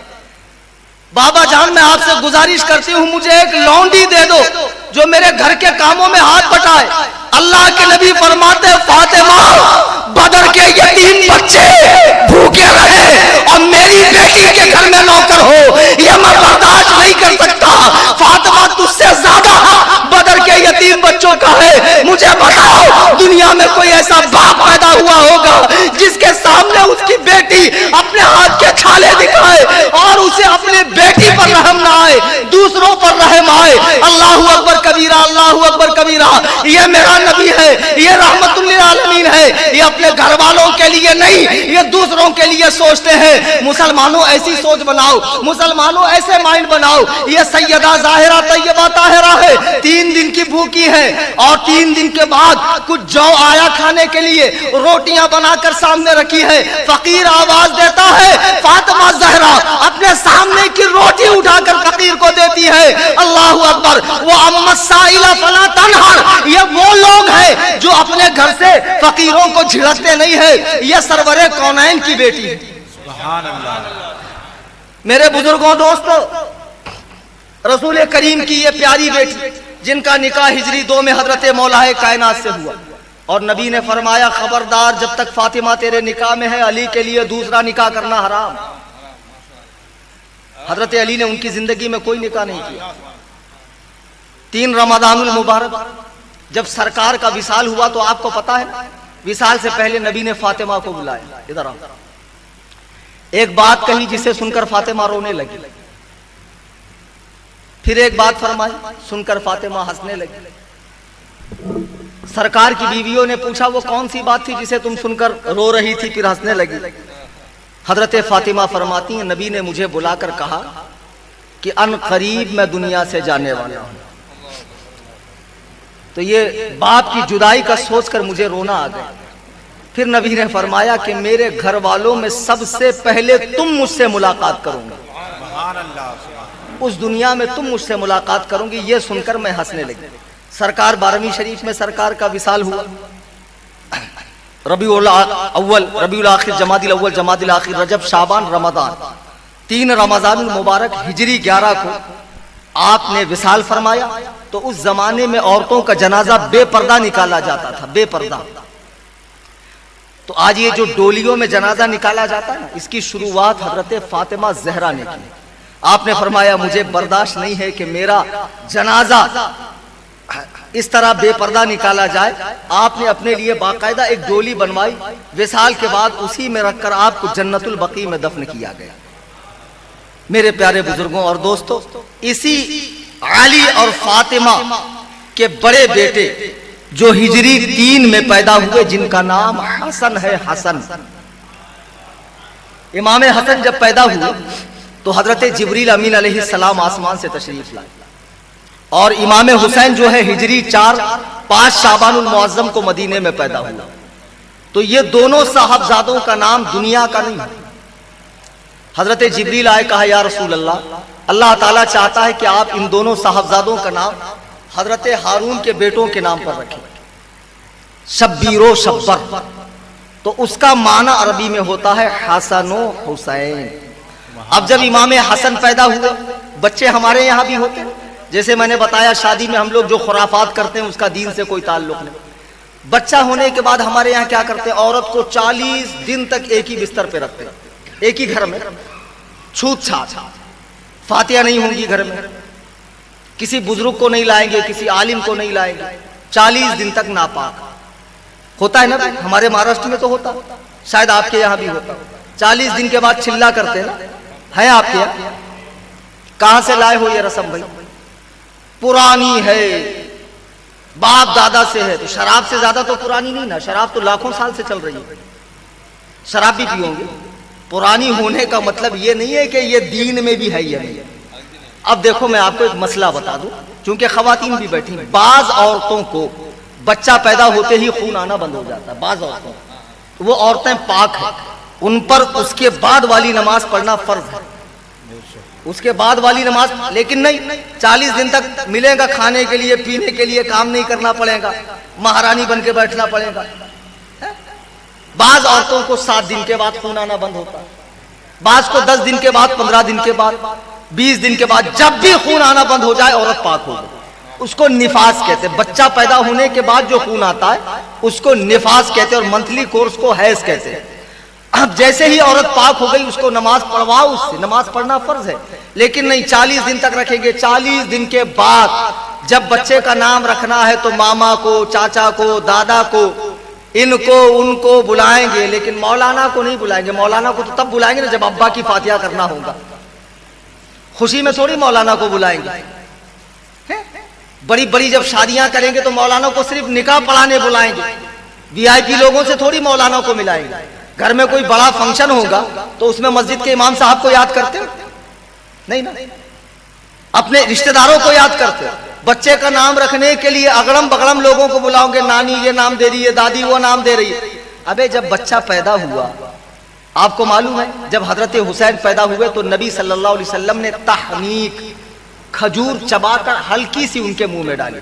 جب بھی بچہ پیدا ہو کسی بڑے عالم کے پاس لے جاؤ، اور وہ عالم کوئی چیز چبا کے ہلکی سی، 6 منتھ تک بچوں کو پانی وغیرہ نہیں پلانا چاہیے، ہلکی سی اس کے منہ میں ڈالے اور نام عالم کے ذریعے رکھوا. سبحان اللہ. اب جب بچپن سے ہی ایسے لوگ کی پرورش میں بچہ رہے گا، ماڈرن لوگوں کے، ماڈرن لوگ نام رکھیں گے. اور ماشاءاللہ مائیں آج کل کی کم تو ہے نہیں. بچہ اگر ستانے لگے تو سو جا، نہیں تو بھوت آ جائے گا، سو جا نہیں تو چڑیل آ جائیں گی. کیا واقعی میں سچ میں آ رہی ہے؟ نہیں آ رہی، جھوٹ بول رہے ہو. اب یہ جھوٹ اتنا سنتا بچہ، اتنا سنتا ہے کہ بعد میں وہ بھی ماں باپ کو چونا لگانے لگتا ہے.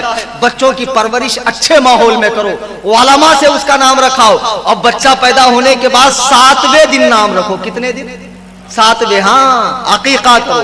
لڑکا ہے 2 بکرے، فرض نہیں ہے عقیقہ، مستحب ہے یا سنت ہے، فرض نہیں. اگر عقیقے کی طاقت نہیں ہے 7ویں دن نام رکھو، عالم سے اذان و اقامت کہو، اور بچے کے وزن کے برابر چاندی غریبوں میں صدقہ کر دو. اللہ کے نبی نے یہی کیا، حسن و حسین کے وزن کے برابر چاندی صدقہ فرمائی اور ان کے نام سے عقیقہ فرمایا. اور 7ویں دن ان دونوں نواسوں کا نام رکھا، حسن و حسین کا، جو ہمارے آقا کی سنت ہے، ہمیں وہ اپنانا ہے. دیکھو اسلام پیدا ہونے سے مرنے تک ہر کیٹیگری میں ہم کو سکھاتا ہے. یہ دوسرا دھرم نہیں سکھاتا ہے. بچے پیدا ہوں تو کیا کرے, عقیقہ کیسے کرے, ختنہ کیسے کرے, تعلیم کیسے دے, شادی کیسے کرے, عورت سے ملاقات کیسے کریں, بچوں کی پرورش کیسے کرے. دین ہر شعبے میں ہمیں سکھاتا ہے. ہمیں ضرورت یہ ہے ہم جو بھی کام کریں پہلے دیکھیں کہ ہمارے دین میں اس کا حکم کیا ہے. میرے بزرگوں اور دوستوں, امام حسن رضی اللہ تعالیٰ عنہ پیدا ہوئے اور امام حسین ہجری 4 میں پیدا ہوئے. یہ دونوں سرکار کے بڑے پیارے نواسے ہیں. جب سرکار مسجد نبوی میں خطبہ دیتے ہیں, حسن و حسین یہاں آ کر بیٹھ جاتے ہیں. اللہ کے نبی خطبہ جاری رکھتے ہیں. اللہ کے نبی نماز پڑھ رہے ہیں, حسین پیٹھ پر سوار ہے, بچے ہی ہیں. سمجھ میں نہیں آیا نانا کیوں جھکے ہوئے, نانا کے اوپر بیٹھ گئے اور اٹھ بھی نہیں رہے. اللہ کے نبی بھی سجدے سے نہیں اٹھ رہے ہیں کہ حسین گر جائے گا. اتنی محبت. ایک مرتبہ عید کا موقع ہے, اللہ کے نبی عیدگاہ سے نکل رہے ہیں. ایک ہاتھ میں حسن کا ہاتھ, ایک ہاتھ میں حسین کا ہاتھ, دونوں پیارے بچے ساتھ میں چل رہے ہیں. تو امام حسین اس زمانے میں بچپن میں توتلا بولتے تھے. کہا نانا جان آپ ہمیں ایسے ہی لے کر جائیں گے؟ تو حضور نے فرمایا بیٹا کیا چاہتے ہو تم؟ تو کہا دیکھو سب بچے آج عید کے دن نئے نئے کپڑے پہن کر سواری پر ہے, آج ہمارے پاس کوئی سواری نہیں ہے تو ہم تو گھر نہیں جانے والے. اللہ کے نبی نے فرمایا حسین تمہیں سواری چاہیے؟ امام حسین نے فرمایا ہاں. دیکھو اللہ اکبر کبیرہ, میرے آقا مدینے کے گلیوں میں اپنے دونوں گھٹنوں کو رکھا اور دونوں ہاتھوں کو رکھا, میرے آقا حسین کے لیے جھک گئے.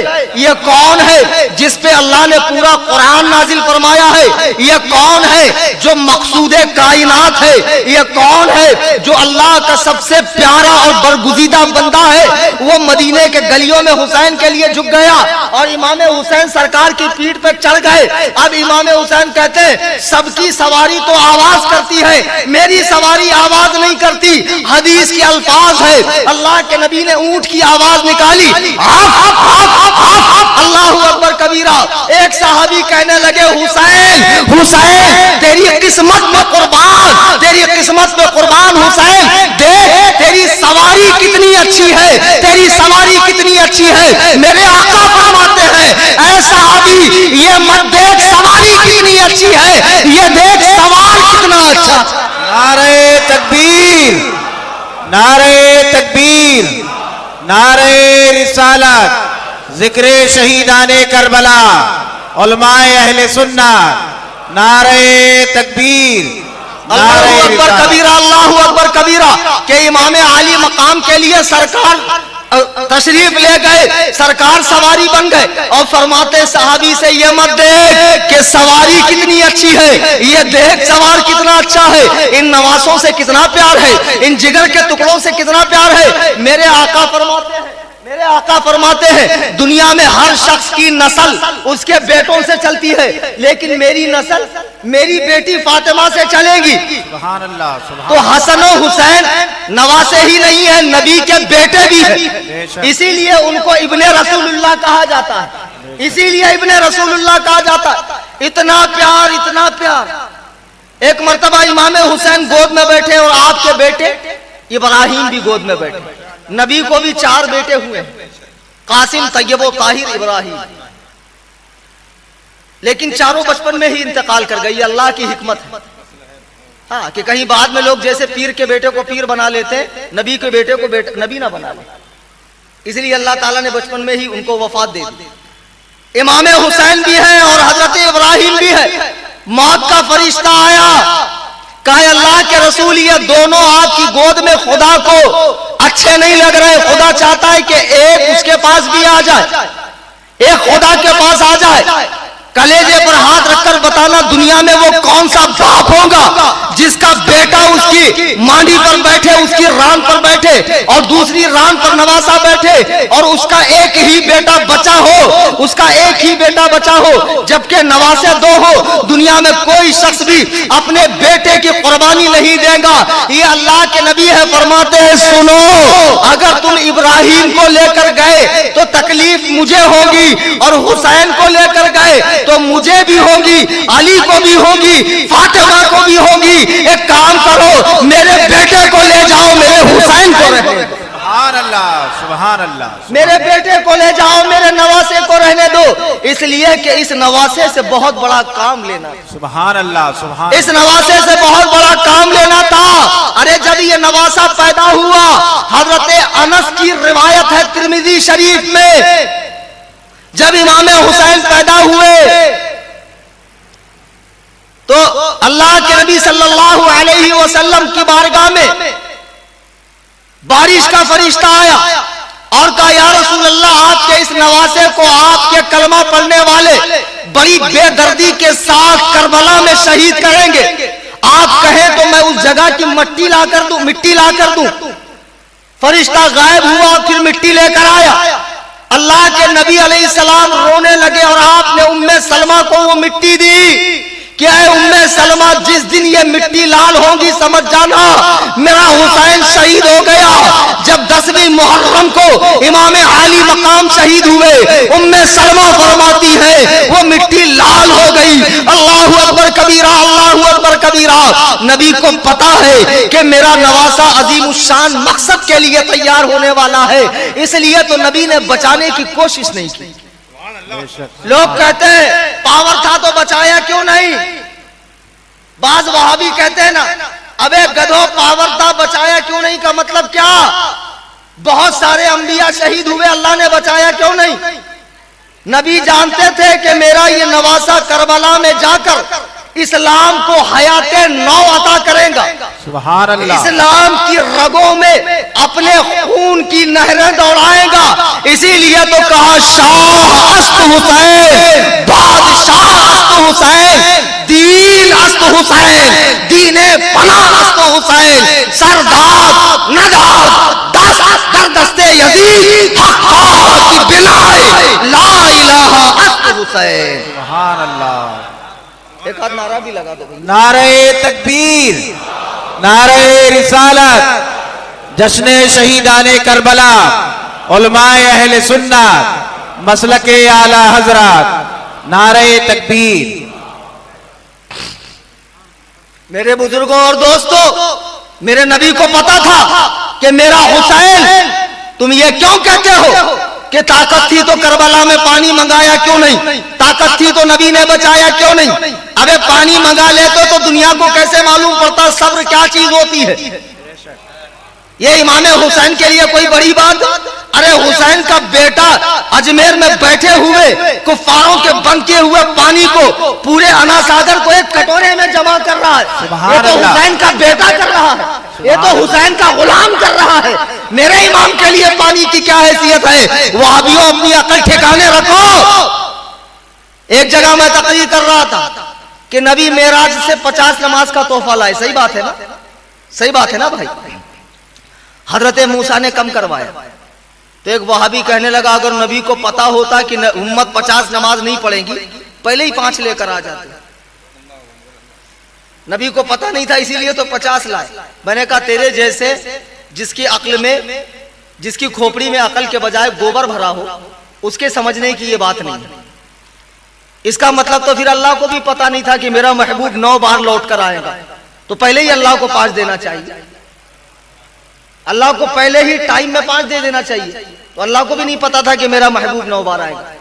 اب ایک گدھے اس میں فلسفہ یہ ہے کہ اللہ نے محبوب کو بلایا 1 بار اور نبی اپنی مرضی سے گئے 9 بار، نبی اپنی مرضی سے گئے 9 بار۔ بریلی کے امام فرماتے ہیں خدا کی رضا چاہتے ہیں وہ عالم، خدا چاہتا ہے رضائے محمد۔ نعرہ تکبیر، نعرہ رسالت، ذکر شہیدان کربلا، مسلک اعلی حضرات، نعرہ تکبیر۔ حدیث و قرآن کو عقل سے مت پڑھو ورنہ بھٹکتے ہی رہو گے۔ جیسے مکھی خوبصورت جسم پہ نہیں بیٹھتی، گال پر نہیں بیٹھتی، ہمیشہ زخم پر ہی بیٹھتی ہے، یہی وہابیوں کی عادت ہے، ہمیشہ کیڑے نکالیں گے، کمی نکالیں گے، ان کو شان نظر نہیں آتی ہے۔ بہرحال امام حسن و حسین، بہت شارٹ کٹ میں کر رہا ہوں، بہت شارٹ کٹ میں، سارے قصے اور واقعات نہیں بتا سکتا۔ امام حسن و حسین تو وہ ہیں اتنے پیارے رسول اللہ کے نواسے۔ ایک دن سرکار اپنے حجرے کے باہر بیٹھے ہوئے، حسن حسین دونوں نواسے، حسن بڑے حسین چھوٹے، دونوں آپس میں کھیلتے کھیلتے لڑ گئے. بچوں میں ہوتی لڑائی کسی چیز کو لے کر. اب لڑ گئے تو اللہ کے نبی دیکھ کر مسکرا رہے, چھوڑا نہیں رہے, مسکرا رہے. اب اتنے میں بی بی فاطمہ بھی تشریف لائی بچوں کی لڑائی دیکھ کر. اب ابا سے آگے جا نہیں سکتی ہیں, کھڑی ہیں. اللہ کے نبی فرماتے حسن ایسے ہاتھ ڈال کر حسین کی ٹانگ کھینچو. تو بی بی فاطمہ فرماتی ابا جان حسین چھوٹا ہے حسن بڑا ہے, اور آپ بڑے کو کہہ رہے ہیں چھوٹے کی ٹانگ کھینچنے کے لیے. میرے آقا فرماتے ہیں فاطمہ جو میں دیکھ رہا ہوں تم نہیں دیکھ رہی. میں حسن کو سکھا رہا ہوں کشتی کا گر, تو حسین کو جبریل سکھا رہے ہیں کشتی کرنا. حسین کو جبریل سکھا رہے ہیں کشتی کرنا. اللہ اللہ کیا مقام ہے ان شہزادوں کا, کیا بلندیاں ہیں ان شہزادوں کی. یہی تو شہزادے اللہ کے نبی فرماتے سیدہ شباب اہل الجنہ الحسن والحسین. یہ حسن و حسین جنتی جوانوں کے سردار ہے. جنت میں جانا ہے کہ نہیں بولو, سب کو جانا. دونوں ہاتھ اٹھا کر کہو یا حسین. اس لیے کہ جنت میں حسین والے ہی جائیں گے, جو حسینی نہیں ہے وہ جنت کا منہ بھی نہیں دیکھے گا, ہرگز نہیں دیکھے گا. جو حسین والا ہے اور حسین کے طریقے پر ہے وہی جنت میں جائے گا.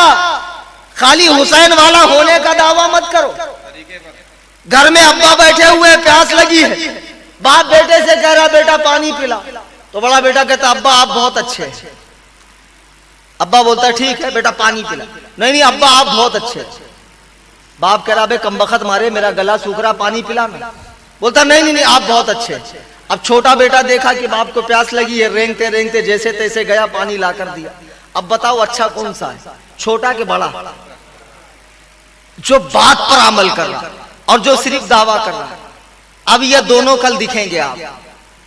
کل کچھ لوگ روزہ رکھیں گے, غریبوں میں خیر خیرات کریں گے, رات میں روزہ کھولیں گے, دن بھر تلاوت قرآن کریں گے, کلمہ پڑھیں گے, آیت کریمہ پڑھ کر تمام شہدائے کربلا کو بخشیں گے. اور کل کچھ لوگ وہ ہوں گے کہ جن کو سال بھر آپ مسجد میں نہیں دیکھیں گے, بس عید کے ٹائم دیکھیں گے, وہ بھی بازو والے کو دیکھتے چھوڑا کے باندھا.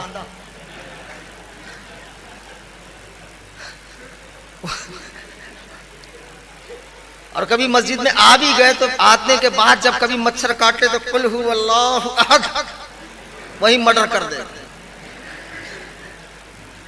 اور امام صاحب نے خطبہ لمبا کر دیا تو یہ مولانا لوگ کو تو کچھ کام ہی نہیں ہے, اسی لیے میں آتا نہیں ہوں. دیکھا اسی لیے نہیں آتا. ایک تو آؤ سال میں ایک بار آؤ, اس میں بھی مولانا اتنا لمبا سنا دیتے. بتاؤ کتنا بڑا احسان کرتا ہے یار, اس کو پہلی صف میں بٹھایا کرو. امام صاحب کو بھی سال میں ایک بار ہی درشن ہوتا ہوگا اس نمونے کا.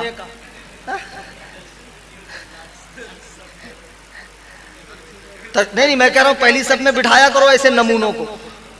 اب آئیں گے. اب یہ لوگ جو سال میں ایک بار عیدگاہ میں جاتے ہیں, کل 10ویں محرم ہے, خدا کی قسم یہ لوگ دین کا جتنا مذاق بنائیں گے کل, اور جو امام حسین کی روح کو تکلیف دیں گے. دیکھو میں جس پہ بیٹھا ہوں نا, یہ ظاہری طور پر ایک کرسی ہے, لیکن خدا کی قسم یہ رسول اللہ کا منبر ہے. سبحان اللہ. میرے نبی فرماتے العلماء ورثۃ الانبیاء, علماء میرے وارث ہیں. خدا کی قسم میں نبی کا وارث ہوں, علوم نبوت کا وارث ہوں میں. اور اللہ کا شکر ادا کر کے فخر کے طور پر نہیں, تحدیث نعمت کے طور پہ کہہ رہا ہوں کہ میں نبی کے علم کا وارث یہاں بیٹھ کر تمہیں اللہ و رسول کا پیغام دے رہا ہوں, تمہارے آگے ہاتھ جوڑ رہا ہوں. خدا کے لیے کل کے دن کوئی ایسا کام مت کرو جس سے روح حسین کو تکلیف ہو جائے, جس سے مقصد حسین پہ پانی پھر جائے, جس سے کربلا والوں کو تکلیف ہو جائے. دیکھو کربلا میں بڑی بے دردی سے یہ لوگ شہید ہوئے. امام زین العابدین جو بچے ہیں, جن کے پیر میں بیڑیاں ہیں, جو بیمار ہے, جن کو بستر سے اٹھا نہیں جاتا, انہوں نے ڈھول بجائے تھے, باجے گاجے بجائے تھے, تعزیہ نکالا تھا. نہیں, بلکہ امام زین العابدین واقعہ کربلا کے بعد برسوں تک زندہ رہے. چلو اس سال نہیں کیا ہوگا, ان کے پاس سامان نہیں ہوگا تعزیہ بنانے کا, لیکن دوسرے سال جب وہ مدینے میں تھے انہوں نے تعزیہ کیوں نہیں بنایا؟ میسج بھیجتے ہیں واٹس ایپ پہ, وارث پاک نے تازیہ بنایا، فلانے بزرگ نے بنایا، عبد الرزاق بانسری نے بنایا، قرآن میں نہیں ملا۔ یہ انڈیا کے بزرگوں کے پاس مل گیا، قرآن میں نہیں ملا، تھوڑا قرآن میں ڈھونڈ لیتے۔ اچھا چلو قرآن میں نہیں تو نہیں، حدیث میں دیکھ لیتے۔ اچھا حدیث میں بھی نہیں ملا، کوئی ضعیف حدیث میں لنگڑی لولی ضعیف، اس میں بھی نہیں ملا تعزیہ شریف کا حکم۔ ٹھیک ہے، حضرات تابعین کے قول میں دیکھ لیتے، لاکھوں تابعین، ائمہ مجتہدین 4 ہیں، امام اعظم، امام شافعی، امام مالک، امام احمد بن حنبل، ہم لوگ امام اعظم کی پیروی کرتے ہر مسئلے میں، تو ان کے پاس دیکھ لیتے، وہاں بھی نہیں ملا۔ آتے آتے چلو 500 سال کے بعد غوث اعظم ہی تک دکھا دیتے۔ میری بات سمجھو، ریکارڈ کرو، انٹرنیٹ پہ ڈالو۔ میں آج ان کی بخیا ادھیڑتا ہوں، کل ان تازیہ داروں کی بخیا نہ ادھیڑ دوں تو میرا نام بدلنا۔ بہت میسج بھیجتے ہو نا، فلانے نے دیکھا، فلانے نے کیا۔ وارث پاک 100 سال پہلے کے بزرگ ہیں۔ کتنے سال پہلے؟ ہمارے دین میں 4 چیزیں حجت ہے۔ کتنی؟ قرآن، حدیث نہیں یاد، اجماع، کیا؟ اور چوتھی چیز ہے قیاس شرعی۔ پہلے مسئلہ قرآن میں دیکھیں گے، وہاں نہیں ملے گا، حدیث میں دیکھیں گے، وہاں نہیں ملے گا، کہاں دیکھیں گے؟ اجماع میں۔ اجماع میں بھی نہیں ملے گا تو کہاں دیکھیں گے؟ اب ان 4 میں سے کہیں تعزیہ دکھا دو، اللہ کے عزت و جلال کی قسم، اس کی مقدس کتاب قرآن کریم کی قسم، یہ کلیم حنفی رضوی تمہارے وزن کے برابر تم کو پیسہ دے۔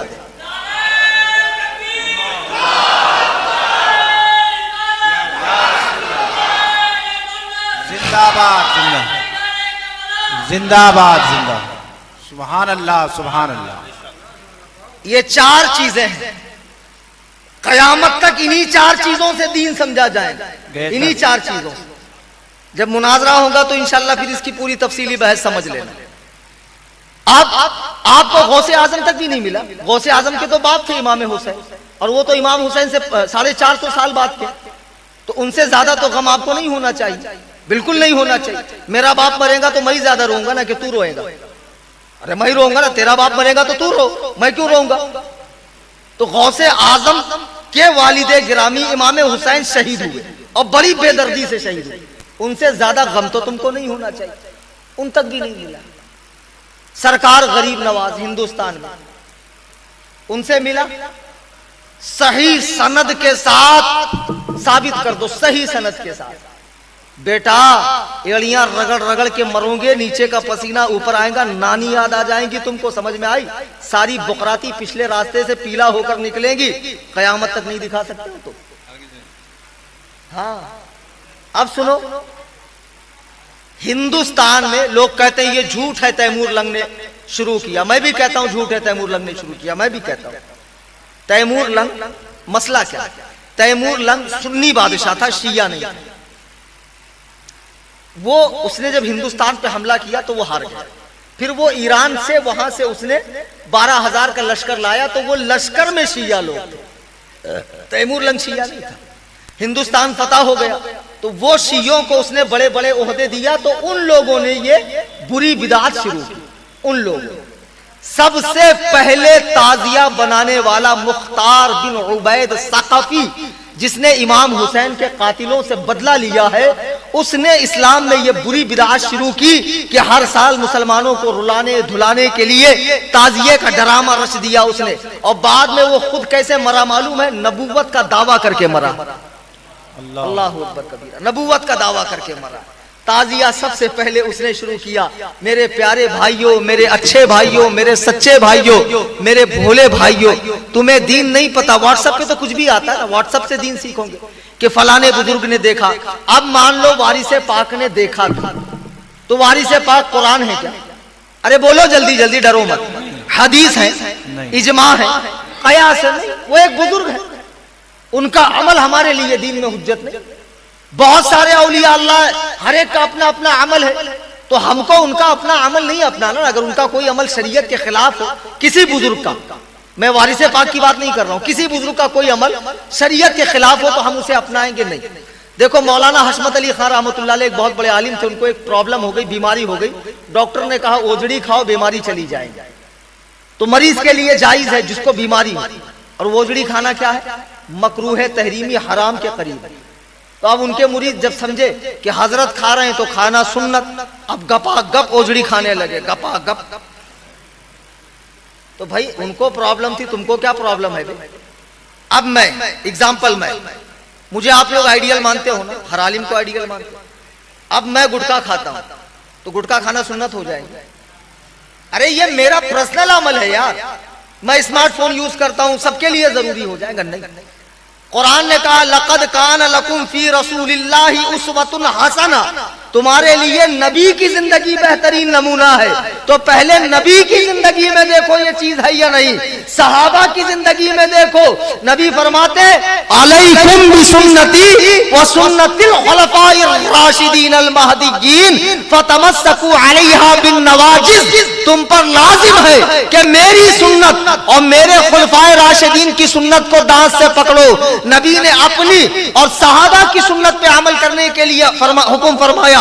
جب امام زین العابدین کربلا سے مدینے آئے تو آپ کو معلوم ہے مدینے میں صحابہ دھاڑے مار مار کے رونے لگے۔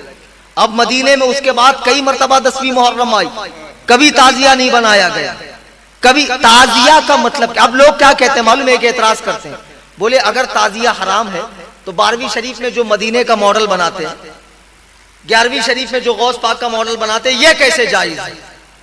یہ کیسے جائز وہ کیسے حرام سمجھنا ہے؟ دیکھو 12ویں شریف میں ہم سرکار کی ولادت کی خوشی مناتے ہیں، خوشی کی شریعت نے کوئی لمٹ مقرر نہیں کی کہ خوشی کب تک منانا ہے، جب تک سانس میں سانس ہے خوشی مناتے ہیں۔ تو جو مدینے کا ماڈل بنایا جاتا ہے وہ تعزیت کے طور پہ نہیں بنایا جاتا، غم کے طور پر نہیں بنایا جاتا۔ 12ویں کا 11ویں کا جو ماڈل بناتے ہیں اعلیٰ حضرت کا یا تاج الشریعہ کا تاج، تو لوگ کہتے ہیں ان کا بھی تو تعزیہ ہے، ہمارا تعزیہ نہیں ہے۔ تعزیہ اس کے معنی ہے تعزیت دینا، پرسا دینا، غم کو تازہ کرنا، اس کا مطلب کیا ہے؟ اب اگر کوئی امام حسین کے روزے کی نقل بنا کر گھر میں رکھے اور کوئی بزرگ اس کی زیارت کو جائے تو یہ بالکل جائز ہے، اور یہی تعزیہ میرے وارث پاک نے دیکھا، یہی تعزیہ میرے وارث پاک نے دیکھا ہے، یہی تعزیہ میرے عبد الرزاق تونسوی نے دیکھا ہے، یہی تعزیہ میرے غریب نواز نے اگر دیکھا ہوگا تو یہی دیکھا ہے، میرے مفتی اعظم نے یہی تعزیہ دیکھا ہے، میرے شیر سنت نے یہی تعزیہ دیکھا ہے۔ لیکن جو تعزیہ تم لکڑیوں کا، پنیوں کا، کاغذ کا، طرح طرح کا بنا کے، قبریں بنا کے، 10ویں محرم کو باہر نکال کے، ڈھول تاشے بجا کے، اس چلا کے لوگوں کو حاضری آ رہی ہے، لوگ گر رہے ہیں، مر رہے ہیں، اناج پھینک رہے ہیں، فاتحہ پڑھ رہے ہیں، اندر نقلی قبریں بنائی جا رہی ہے، یہ سب حرام بدکام بد انجام۔ جو تعزیے میں جائے وہ گنہگار، اس پہ توبہ کرنا ضروری۔ اللہ کی قسم کل امام حسین کی شہادت کا دن ہے، اگر تمہیں حسین سے ایک رتی برابر محبت ہے، میں تمہیں حسین کی شہادت کا واسطہ دیتا ہوں، مسلمانوں میں تمہیں واسطہ دیتا ہوں، تعزیہ کو دیکھنے بھی مت جاؤ۔ جہاں گندا کام ہو رہا ہے وہاں دیکھنے جانا، بھیڑ لگانا، یہ بھی حرام، دیکھنے بھی مت جاؤ، اپنی عورتوں کو بھی مت بھیجو، اپنے بچوں کو بھی مت بھیجو۔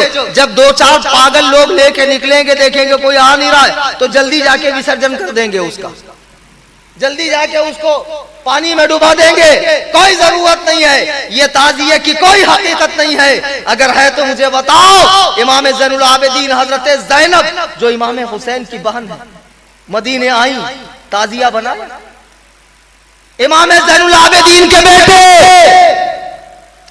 حضرت امام باقر انہوں نے تعزیہ بنایا۔ ایک دلیل لاؤ، اللہ کی قسم کھا کے میں کہتا ہوں اس منبر رسول پر کہ میں بھی تعزیہ بناؤں گا۔ جن کا باپ شہید ہوا، جن پہ ظلم و ستم کے پہاڑ توڑے گئے، جن پہ ایسی افتاد پڑی، جن کی عورتوں کے دوپٹے نکال لیے گئے، جن کی عورتوں کو اونٹ کی ننگی پیٹھ پہ بٹھایا گیا، جن پر دانا پانی بند کیا گیا، ان کی زندگی میں شہادت حسین کا دن کتنی بار آیا؟ امام زین العابدین انہوں نے نہیں منایا، امام باقر انہوں نے نہیں منایا، ان کے بیٹے امام جعفر انہوں نے نہیں منایا، ان کے بیٹے امام موسیٰ کاظم انہوں نے نہیں منایا۔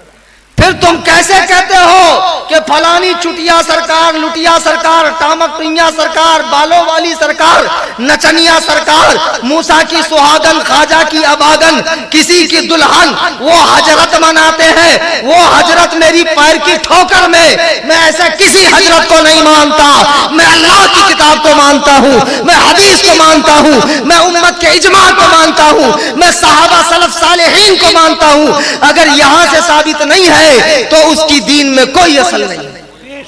نعرہ تکبیر، نعرہ رسالت، علماء اہل سنت، ذکر شہیدان کربلا، نعرہ تکبیر.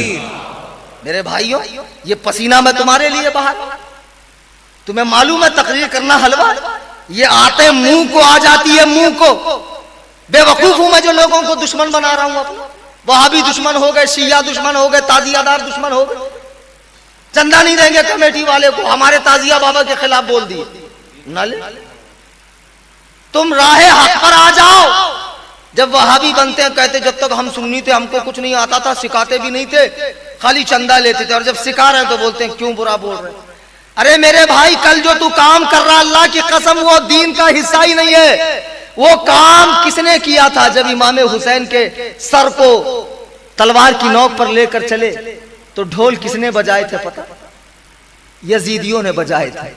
تو یزیدی ہے نہیں، تو تو حسینی ہے نا. تو تو حسین کے ساتھ جنت میں رہنا چاہتا، حسین کے قدموں میں رہنا چاہتا. تو حسین کی سننا کہ جب وہ حسین زخموں سے لہو لہان ہے، زخموں سے چور چور ہے، جب زمین پہ گرتا ہے تو کیا کرتا؟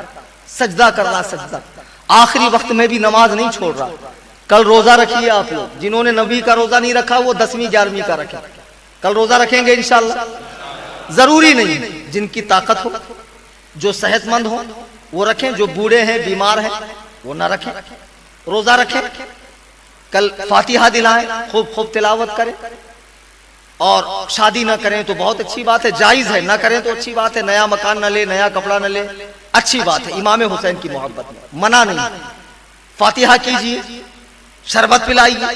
یہ مدرسے ہیں آپ کے یہاں پر، مدرسے میں بچے ہیں چھوٹے چھوٹے، ان کی خدمت کیجئے، ان کو کپڑے دلائیے، ان کو شربت پلائیے، ان کو کھچڑا کھلائیے.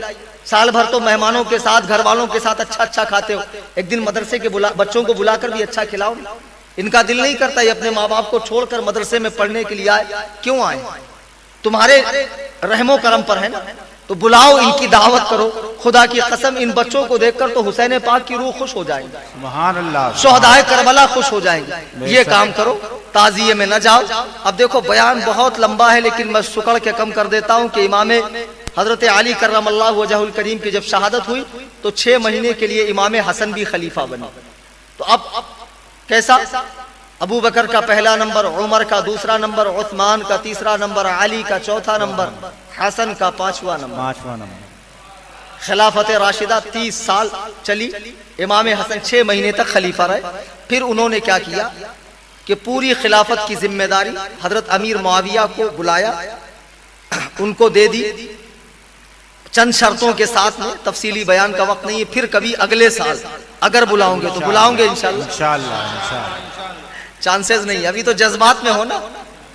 بعد میں کتنے سوتے پھوٹیں گے، کتنوں کے زخم ہرے ہو جائیں گے، کتنوں کی باسی کڑی میں ابال آئیں گے. آنے دو. تو بہرحال میں عرض یہ کر رہا تھا کہ امام حسن نے خلافت ان کو دے دی. امام حسن رضی اللہ تعالی عنہ نے کئی حج پیدل ادا فرمائے.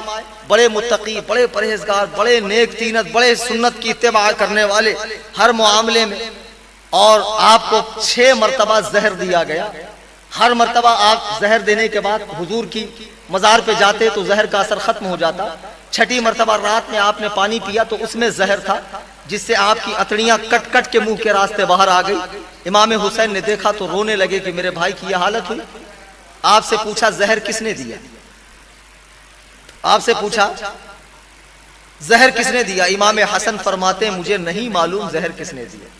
اگر میں شک کی بنا پر کسی کا نام بتاؤں اور تم اسے قتل کرو اور اگر اس نے زہر نہ دیا ہو تو ایک مسلمان کے قتل کی وجہ میں نہیں بننا چاہتا. مجھے نہیں پتا کس نے زہر دیا.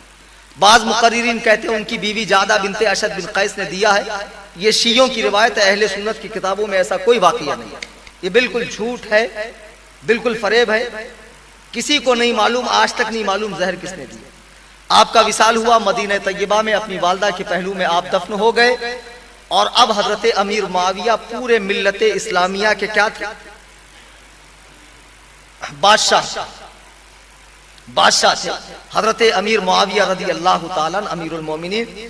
اب کل صبح آپ جامع مسجد آئیں گے انشاءاللہ، انشاءاللہ کل شام میں ڈائریکٹ یہاں آپ آئیں گے تو پھر آپ کو بیان سمجھے گا نہیں، کیونکہ آدھی کربلا میں جامع مسجد میں بیان کروں گا کہ کس طرح حضرت امیر معاویہ کے بعد یزید تخت پر بیٹھا، اور کس طرح امام عالی مقام مکے سے، مدینے سے مکہ اور مکے سے کربلا تشریف لائے۔